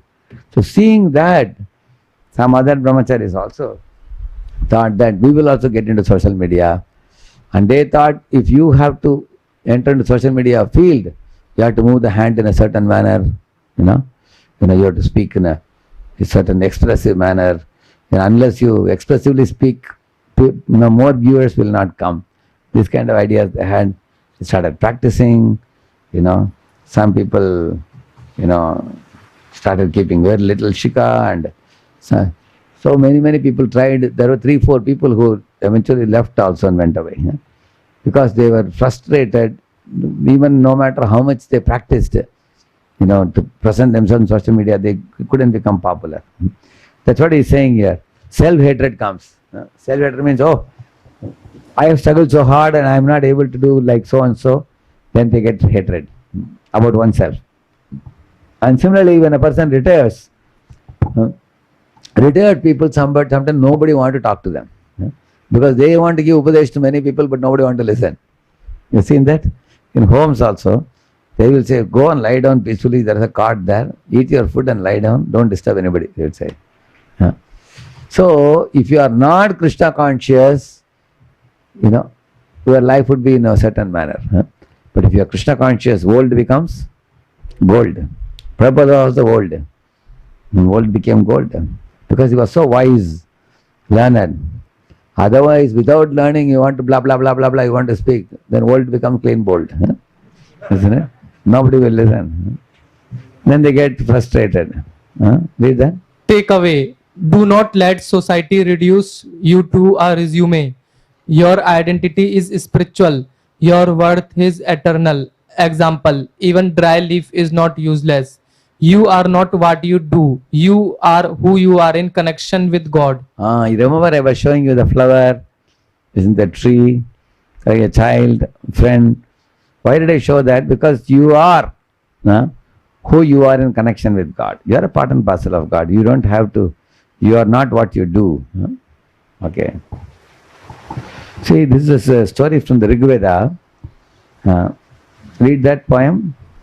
If I am not so large as you, you are not so small as I. Like that the squirrel told the mountain, who was carrying a lot of forests on his back and laughing. Ha ha ha ha ha. Like that he was laughing. And the squirrel said, oh mountain, you are laughing at me? He said, read that. I am not so large as you are not so small as I. I cannot carry forest on my back, and neither can you crack a nut like me. That is a self-esteem. He didn't feel inferior just because he is small. He knew that I can crack a nut, this fellow cannot crack. God has given everyone a special ability. That was his confidence. Read that. False ego is negative, but self-respect is positive and wanted.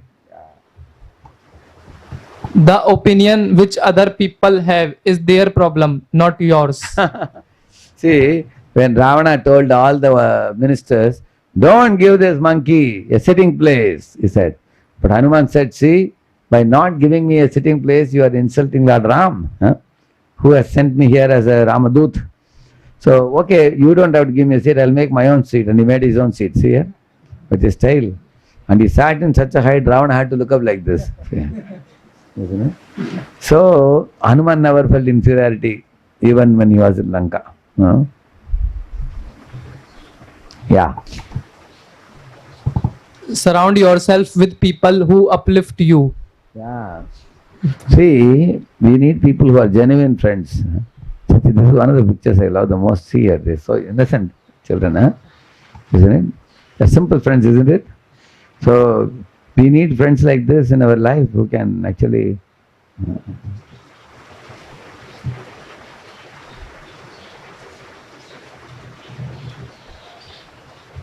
so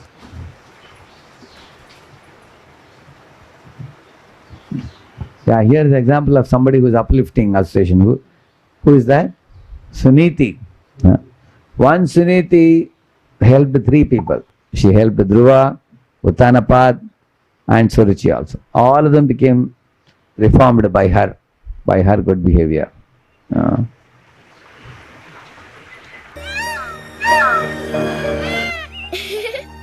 Hey, what do you want, my fine feathered friends? Ah, I see. What shall This picture I have already shown you. What happened to it? See, you will see how much Lord Krishna respects every individual, including a peacock. You can see that.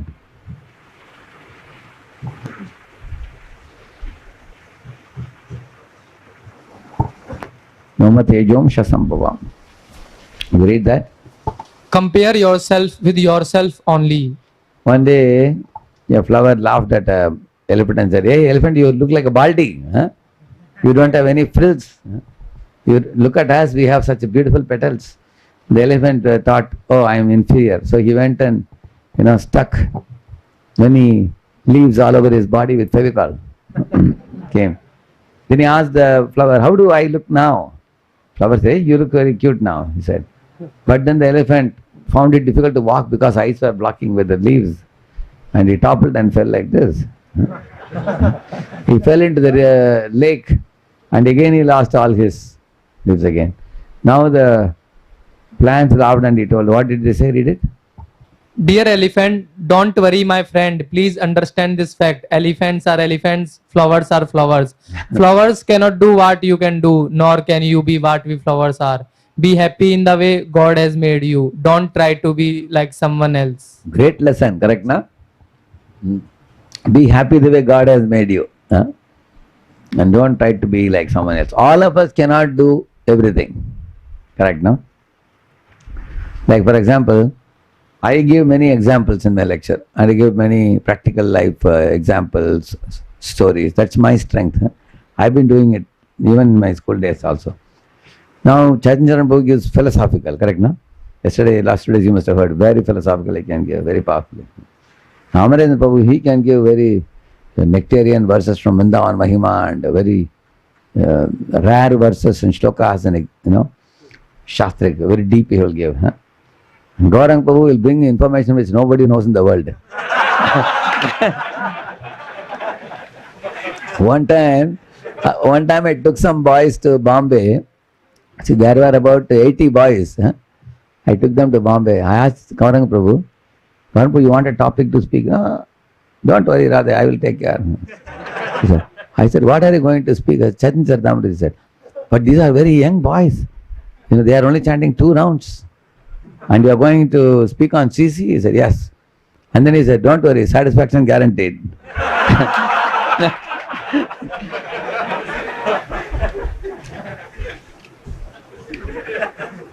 After Gaurang Prabhu finished the lecture, everybody was ha ha, he, hoo hoo. Although he spoke from CC, he could make the very new boys also very satisfied, even with Chaitanya Charitamrita. Everybody is a different style, isn't it? So, nobody can be like anybody. One day we were all in Isolan Ranath Maharaj's room. Maharaj was telling that Shaman Prabhu is very playful and humorous in his speech. So, he asked Maharaj, some people say that I am too humorous and frivolous. Do you think I should become like Bhaktivinoda Maharaj? And then Maharaj, ha ha ha, Maharaj was laughing like this. Maharaj said, see, you are what you are and he is what he is. Nobody can be like anybody else. And then Maharaj was telling, look at this Sankirtan Prabhu. He said he is very soft.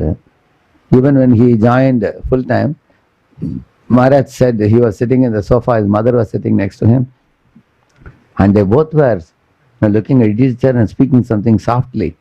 Later on I asked him, what was going on? He said, Maharaj, we both were quarreling. They said, this is the way you quarrel so softly? He said, nobody can hear it also. Maharaj said, so Maharaj is saying, some people are like a cow, and then other people are like a tiger, he said. They will jump up. So Maharaj said, everybody has a different nature. You be what you are, you cannot be like somebody else, you are telling. See, only one thing that we have to change, what is it? If any of our behavior is causing some hurt to others, then we have to change. Otherwise, we should learn to be happy with God-gifted talent. Whatever way He has given you, try to work in that direction. Everybody cannot, all of you remember this point, everybody cannot do everything. Correct? Can everybody do everything? There's only one person who can do everything. Who is it? Krishna. Yeah. He is boss in everything. He can speak in any language, he can do everything, we cannot do. See, he can be Madhurya also, he can be Aishwarya also, correct? No? He can do all types of roles he can play. Yeah, read it. Dear flowers, thank you for what wonderful lesson you taught me today. Now I can live peacefully as God has made me. I get your point. Yeah, read it. God created you as you are. Learn to love it, learn to live it. Everyone is a star and deserves the right to twinkle. Yeah, in Krishna's eyes, everybody is a... See, for example, he's giving exclusive time to whom? Yashoda feels he is my darling. She makes mother Yashoda feel that in the entire world, I don't need to go to anybody other than you. You are my everything. That kind of feeling he is giving her. Then here you see, he is making Nanda Baba feel the same way. See, every gopi, felt that Krishna is dancing only with me. But Krishna was dancing with every gopi. He gave the same feeling to Dwarka queens also. Every queen thought Krishna is only in my palace. Correct, no? He can give that exclusive feeling. Similarly, every Vijayavasi could release Krishna association 7 days and 7 nights. So, Krishna can give that feeling of everyone to everybody that you are all important for me. You are a star for me. So that's the feeling he gave to the peacocks, to whom he asked what tune you want to hear. Correct, no? Yeah. See here, although some of the Gopas are sitting behind Krishna, nobody saw the backside of Krishna. Everybody was seeing his face. How it is possible? Only in spiritual world is possible. Read it. Everybody is a genius, but if you judge a fish by its ability to climb a tree, it will live its whole life believing that it is stupid. Albert Einstein. See, in tree climbing, monkey got a grade. Monkey is ridiculing the fish, you see. He is laughing. See, you couldn't get, I got A grade, you got F grade, he's saying. Next day, the teacher said, today the competition is swimming competition. So who got A grade? Fish. And monkey got F grade. Is that correct? No? So everybody is good at something. Like you see in Krishna's creation, a cuckoo can coo. Coo. Similarly, a horse can run fast. A dog can protect a house. Cow can give milk. A bull can pull the bullock carts or till the land. A donkey can lift weights to take it to the riverside. You can see that every creature you see in this world, it has some speciality. Correct, no? So God has created them like that. Same way as human beings, we have to find out what talent Krishna has gifted me, and I awaken the talent, nurture it, nourish it, and be happy.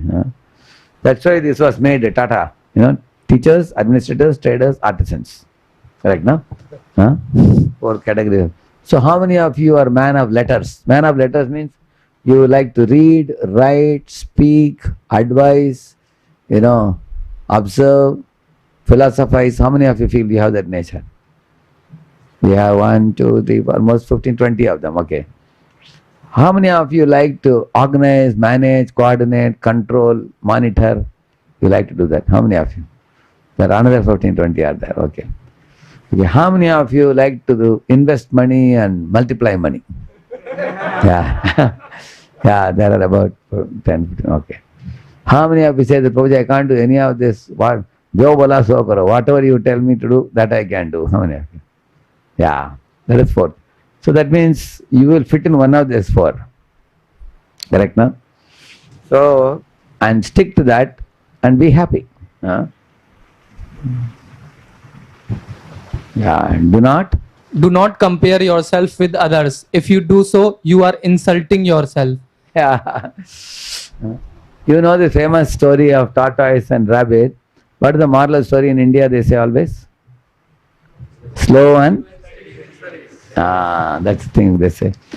But you can also say another slogan. If rabbit never slept, what can you say? The fast and consistent will always be ahead of slow and steady. You know, in case rabbit didn't sleep, who will win? Rabbit will win.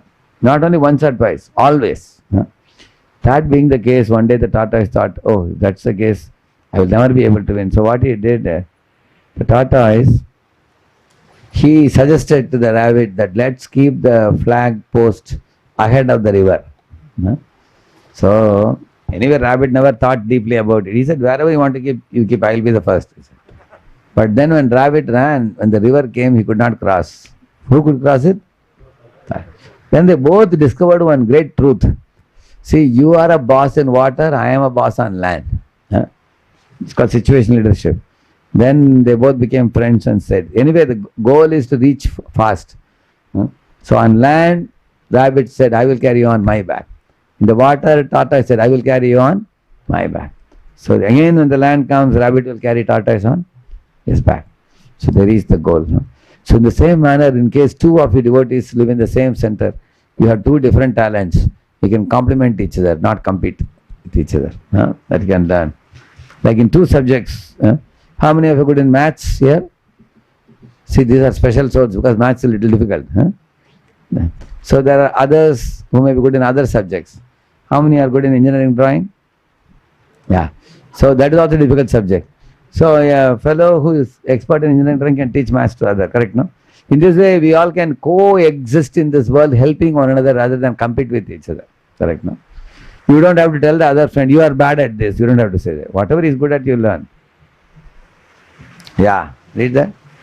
Devoted or you do for duty's sake. Bring out the best in you and be happy. Yeah. See, if you are available 24/7 for your boss, or if you are a good team player, you are honest, you meet the deadlines, you adapt quickly, avoid politics, you also appreciate others' work styles. These are all good qualities. And you are ready to run to the office whenever the boss calls you. So then you will be counted as special, even if you are not a star, even if you are not very outstanding. These qualities are also important. I told you this, yeah. Read the below one, consistency. Consistency, dedication, commitment, cooperative, team playing, sincerity, etc. do matter more than only big result producers who have proud attitude and are quarrelsome with inability in team playing. Correct, no? Yeah. You understand, no?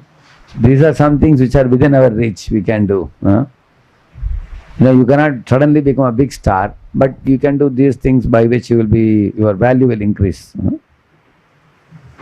Read that. Pray for empowerment. Yeah, see, Arjuna is now lying here below. Put the bow down, but then he prayed, Shishyasteham, Shadimam Prapannam. Then Krishna, you see.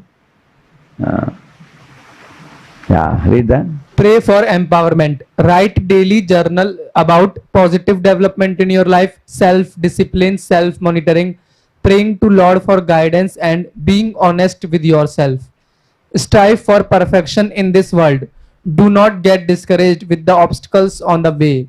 Be happy to live your best life and make the small corner of your world with full trust in Lord, who is always there for you. Increase your energy level through prayer to Lord and superiors for blessings and empowerment. We have blessing coming from parents, from teachers, from Krishna. So one can learn the art of praying. Like you see, here it said, writing journal about what positive things are happening in your life in the last 1 week. And also self-monitoring about you all have sadhana card, study card, praying to Lord.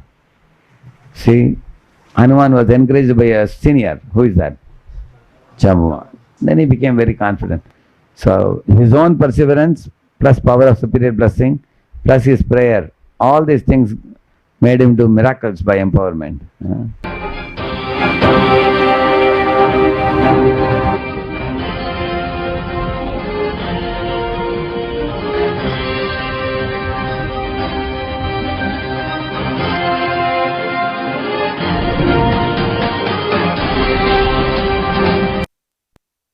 And Hanuman did many miraculous things like this.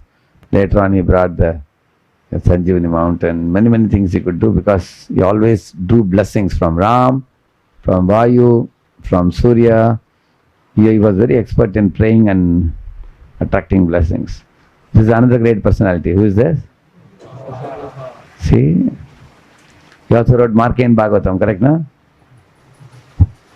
He got a couple of heart attacks in the way. Arrival in USA. See? So, here is the example of how Prabhupada, by his sincere effort, rest is history.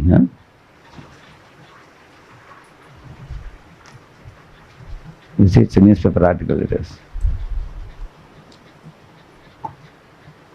So, actually all these things become easy when you have a proper mentor to guide us.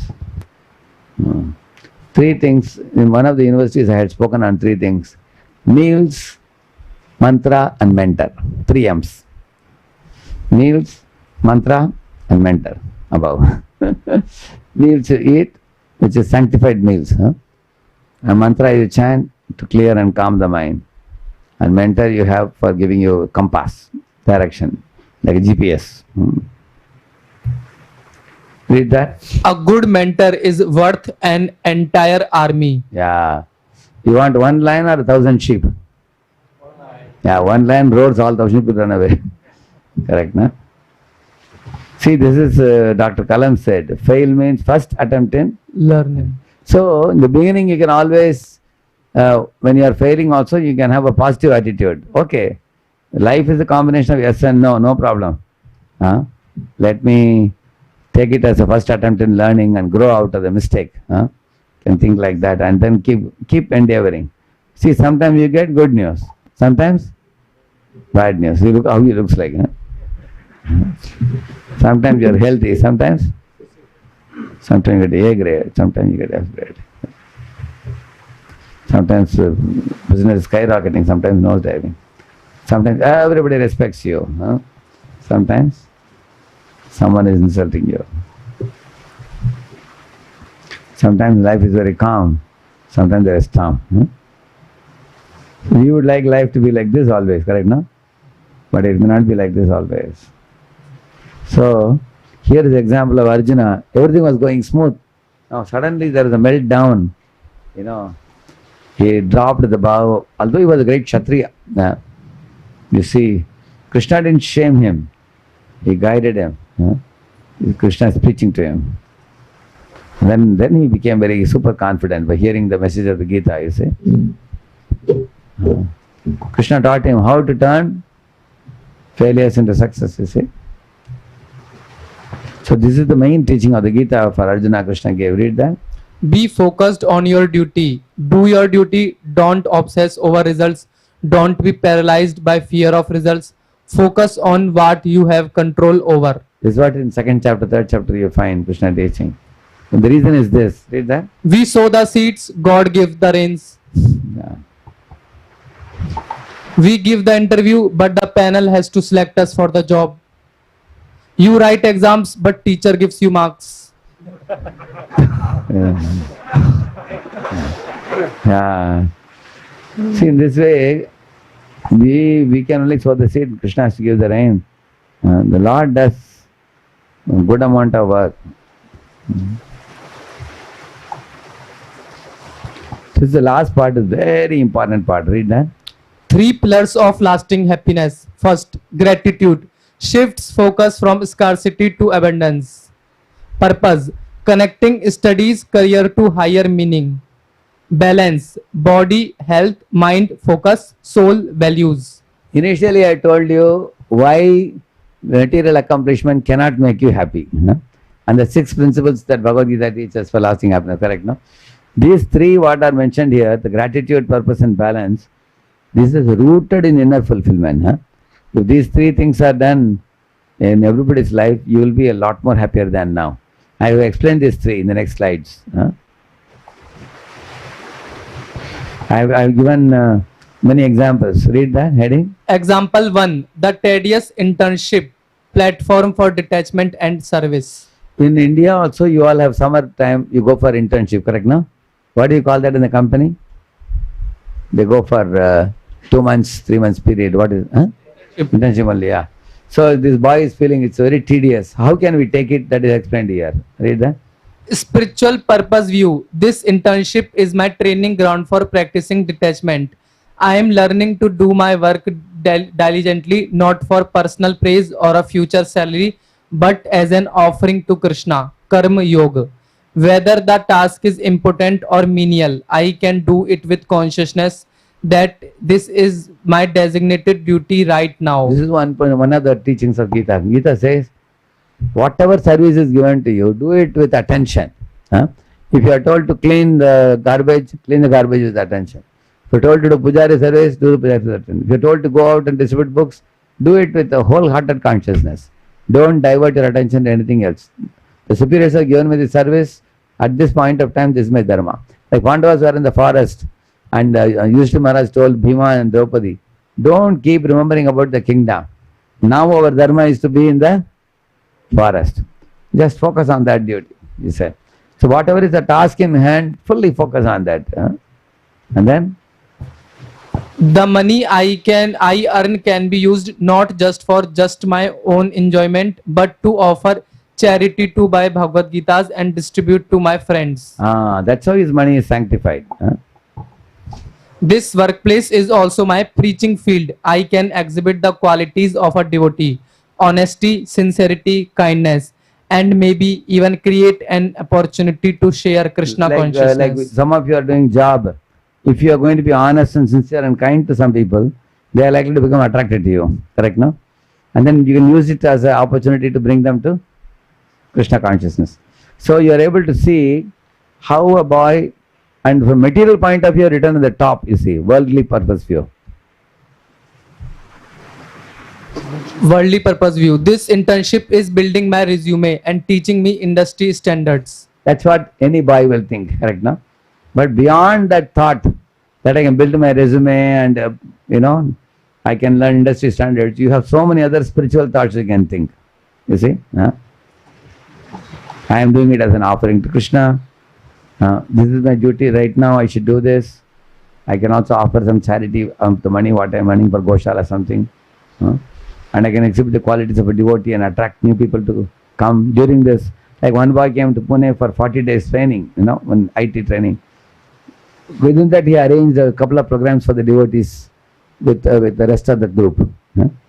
He thought that in this 40-day period, I can take advantage to organize something, for the devotees, like that. Okay, another example, read that. Example 2, the grueling team project, training in humility and patience. See, here is a very nice example. Any of you, in BTech, you do some project, isn't it? MTech also you do a project. Say you got team members who are completely uncooperative. And the project, the whole thing comes on you. How can we see that? Read that. Worldly purpose view. This project is teaching me project management and people skills for my career. Correct, na? Now, because my teammates are not cooperating, I will myself learn how to make this project. And I will also learn people skills. Spiritual view. Krishna has placed me in this difficult team to crush my false ego and teach me humility and patience. Correct. Any of you are made OC or cleanliness in charge and other people are not cooperating? Anybody's experience? Correct, na? Yeah. So that time, one cleanliness in charge told me, Prabhuji, I made announcement in the morning, अगर आप लोग cleaning नहीं करोगे मैं कर दूंगा. और सब लोगों ने बोला thank you Prabhuji. You know, so that fellow was shocked. Huh? I thought they will feel sorry. Huh? They're saying thank you. Then When my teammates are slacking, it is an opportunity to serve without demanding recognition. It is a test to see if I can control my anger and frustration.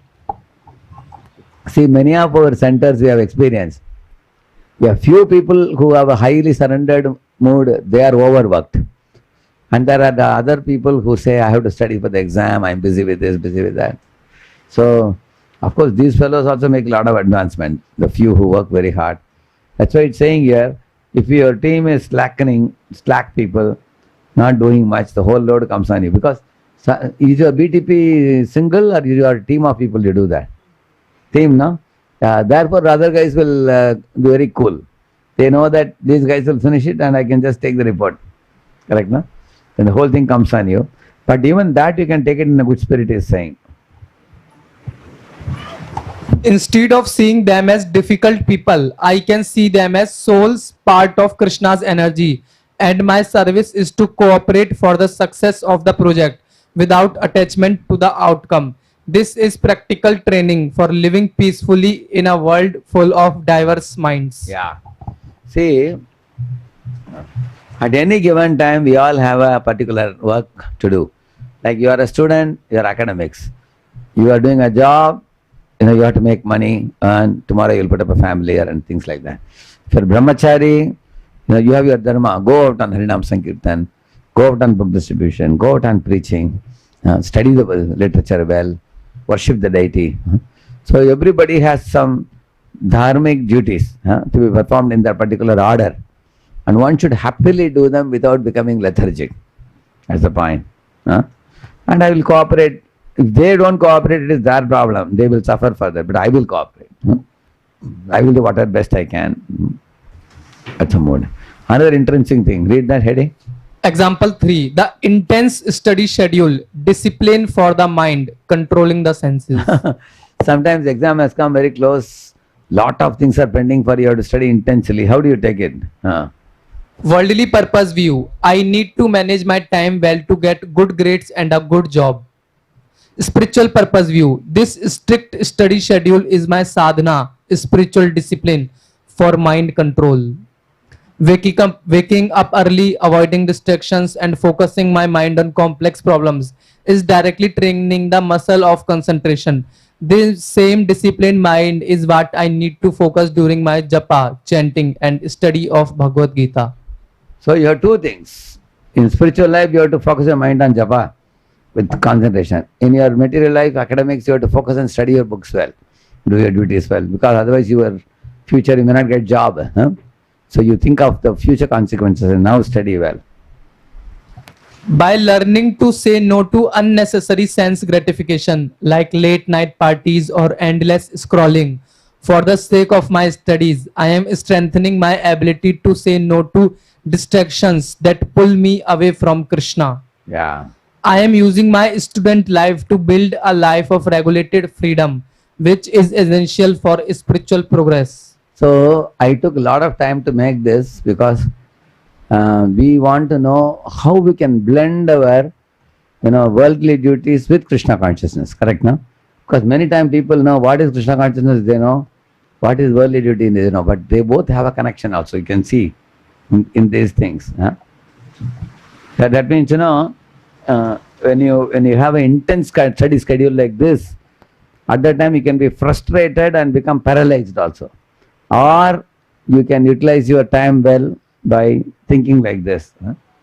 So these are all different ways of thinking.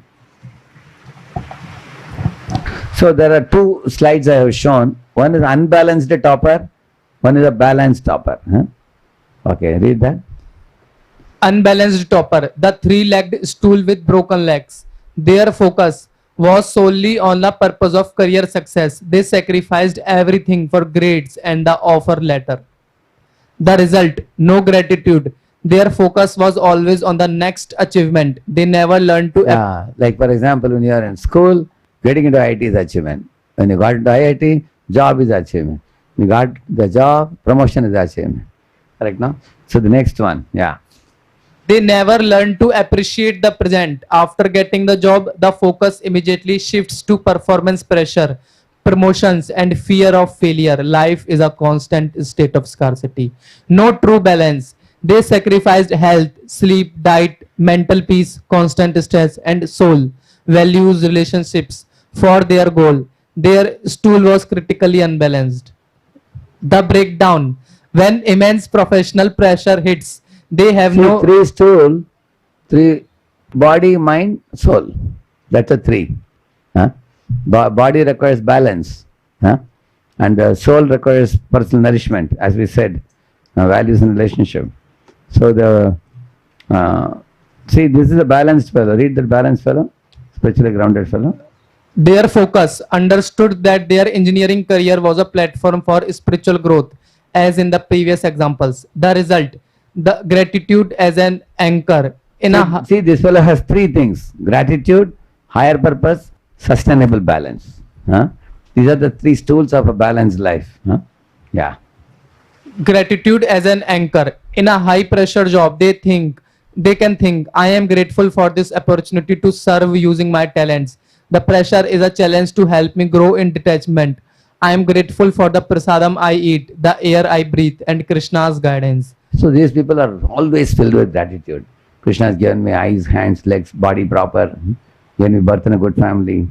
Parents have given me education. And today I am what I am because parents have brought me to this level. And I got very good friends. Now I got devotee Sangha also. I am grateful to Prabhupada for giving his books. I am grateful to Prabhupada for establishing ISKCON. I am grateful to Guru for giving me Diksha and putting me in a protective association. So in this way, a devotee constantly, his heart is raging with thoughts of gratitude. Yeah. Then? A higher purpose. Their purpose is not to be the best engineer in the firm, but to be a sincere devotee while being an engineer. Their success or failure at work does not define their self-worth. Their worth comes from being an eternal soul serving Krishna. This perspective makes them resilient to criticism and pressure. Yeah, here is the point. See, when you are in voice, one boy said, Prabhuji, when I am in voice, I know I am soul. When you go to college, he asks you, are you soul or body? You are soul everywhere, correct, no? So, in college also, if you remember this knowledge, I am the soul, part and parcel of Krishna, then you can tolerate criticism and pressure. Correct, no? Yeah. Yes. Sustainable balance. They maintain their health, mental peace through chanting and connection to their spiritual values. When pressure mounts, they have a stable foundation. They know when to take a break, chant Hare Krishna and reconnect. Their happiness is internal, not dependent on external validation from a boss or a project success. So, your body should have good health and mind should have peace. Otherwise, mind has depression, body has disease. No health. A sound mind and a sound body, it is said. So these three are very, very vital. The last three: gratitude, purpose, and sustainable balance. Read that. Think and apply. Happiness is a choice, not a chance. Success without peace and happiness is failure. Start practicing small inner habits today. Exams, jobs, and life becomes lighter. Yeah.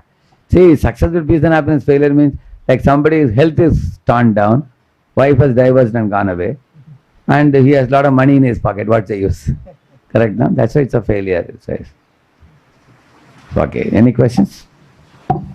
So, you saw plenty of examples from real life examples I had given. So, in this, there are three parts in this. The first part, the table we discussed, correct, no? Competition, envy, and insecurity. That we discussed it. Then afterwards, we came to the point of understanding why happiness, when we chase happiness, happiness chases away. Yeah. Goes far away. Why is that so? What's the reason for that? See, people who are thinking that I'll try this, they're always it's going away. But even people who have reached the top ranks, they get boredom also. Because they have everything what they want. They don't know what to do with that, how to handle it. So you will find, so we discussed about that. And then 6 principles from Gita we discussed. What is the heading I gave? 6 principles of inner fulfillment. So you all remember that point about inner fulfillment and external? Not validation. Inner fulfillment and external contribution. These two can only satisfy the soul. But what will frustrate the person is external validation. So we spend a lot of time in that external validation. Because of what people think of you, you worry about it so much. So then I asked you the question, are you a human being or human doing? Isn't it? So what you do is not important for Krishna, what you are. So that is one thing we spend a lot of time. Understanding the self-worth, innate value of the soul in Krishna's eyes. You don't have to prove yourself to do anything else. This is our second part. And the third part was what? Last part? Gratitude, purpose and balance. Balance, yeah. Okay, any questions?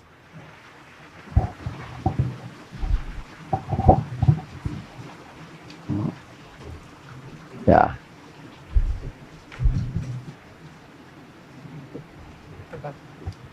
You all got notes on competition? You got it now? You can just go through it and come. In the evening session when I do, it will be easy at that time. If you can just read through it once and come. Hare Krishna, Prabhuji. Thank you for the wonderful class. Thank you. And you have told many I principles. will ask them to send this PPT also to you, so that you can go through the slides and think about how to live your life in this world in a Krishna conscious way, even while doing your academic duties. It's not, there should not be a big gap between your spiritual life and academic life, or spiritual life and professional life. If there is a gap, and that is what makes you feel Krishna consciousness burdensome. If you are able to merge both, then at every moment you will be Krishna conscious. And that is how these slides are shown. Yeah? Like we learned a lot of principles from today's class. But it's not like that we will start applying them everything from right now. So how can we start? These are, like for example, why is it difficult to apply this? Let us take this one. You see here. You read the yellow ones, you read it? I am learning to do my work. I am learning to do my work diligently, not for the personal praise or for a future salary, but as an offering to Krishna. Yeah. This is the first thing he says, practicing detachment. And the reason I told you why. Because if you keep expectation, we will be frustrated. Like a student cannot keep expectation regarding how the paper will be, test paper, how the results will be, because they are not in his hands. In the same manner, you are doing a job, you may get promotion or you may not get promotion. You may be allowed to continue or you may be laid off. Or you may be appreciated by the boss or ignored by the boss. But if you don't keep any expectations about all these three things, then you are a peaceful man. In the very first place, you have no expectation. If it comes on its own, you accept as Krishna's grace. If it didn't come, you didn't lose anything.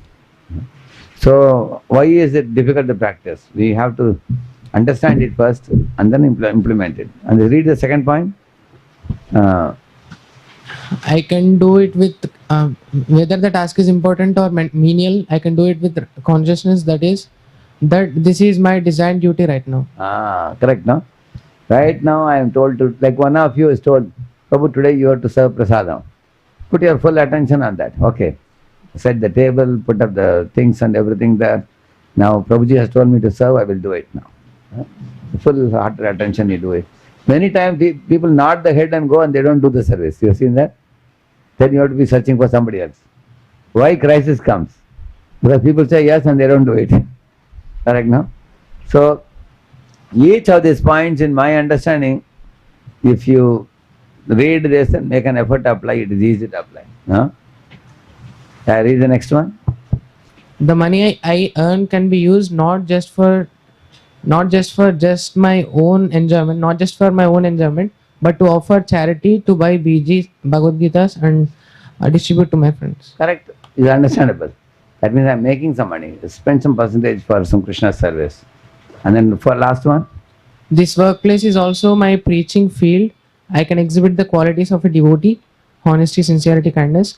and maybe even create an opportunity to share Krishna consciousness. Say tomorrow you are going to accompany. One boy was studying in this college, maritime college in the Telegram, So he was such a good boy, he was wearing Kantimala. One day one teacher called him and asked him, "Hey boy, amongst our class, I find all are unruly fellows, they create so much headache, but you have been a perfect gentleman. What training are you getting?" She asked, then he told about the DYS and everything. Then that madam was very influential. She was like next to the principal of the college. So she immediately talked to the principal and said, "We want this DYS course for all our college, the entire first year."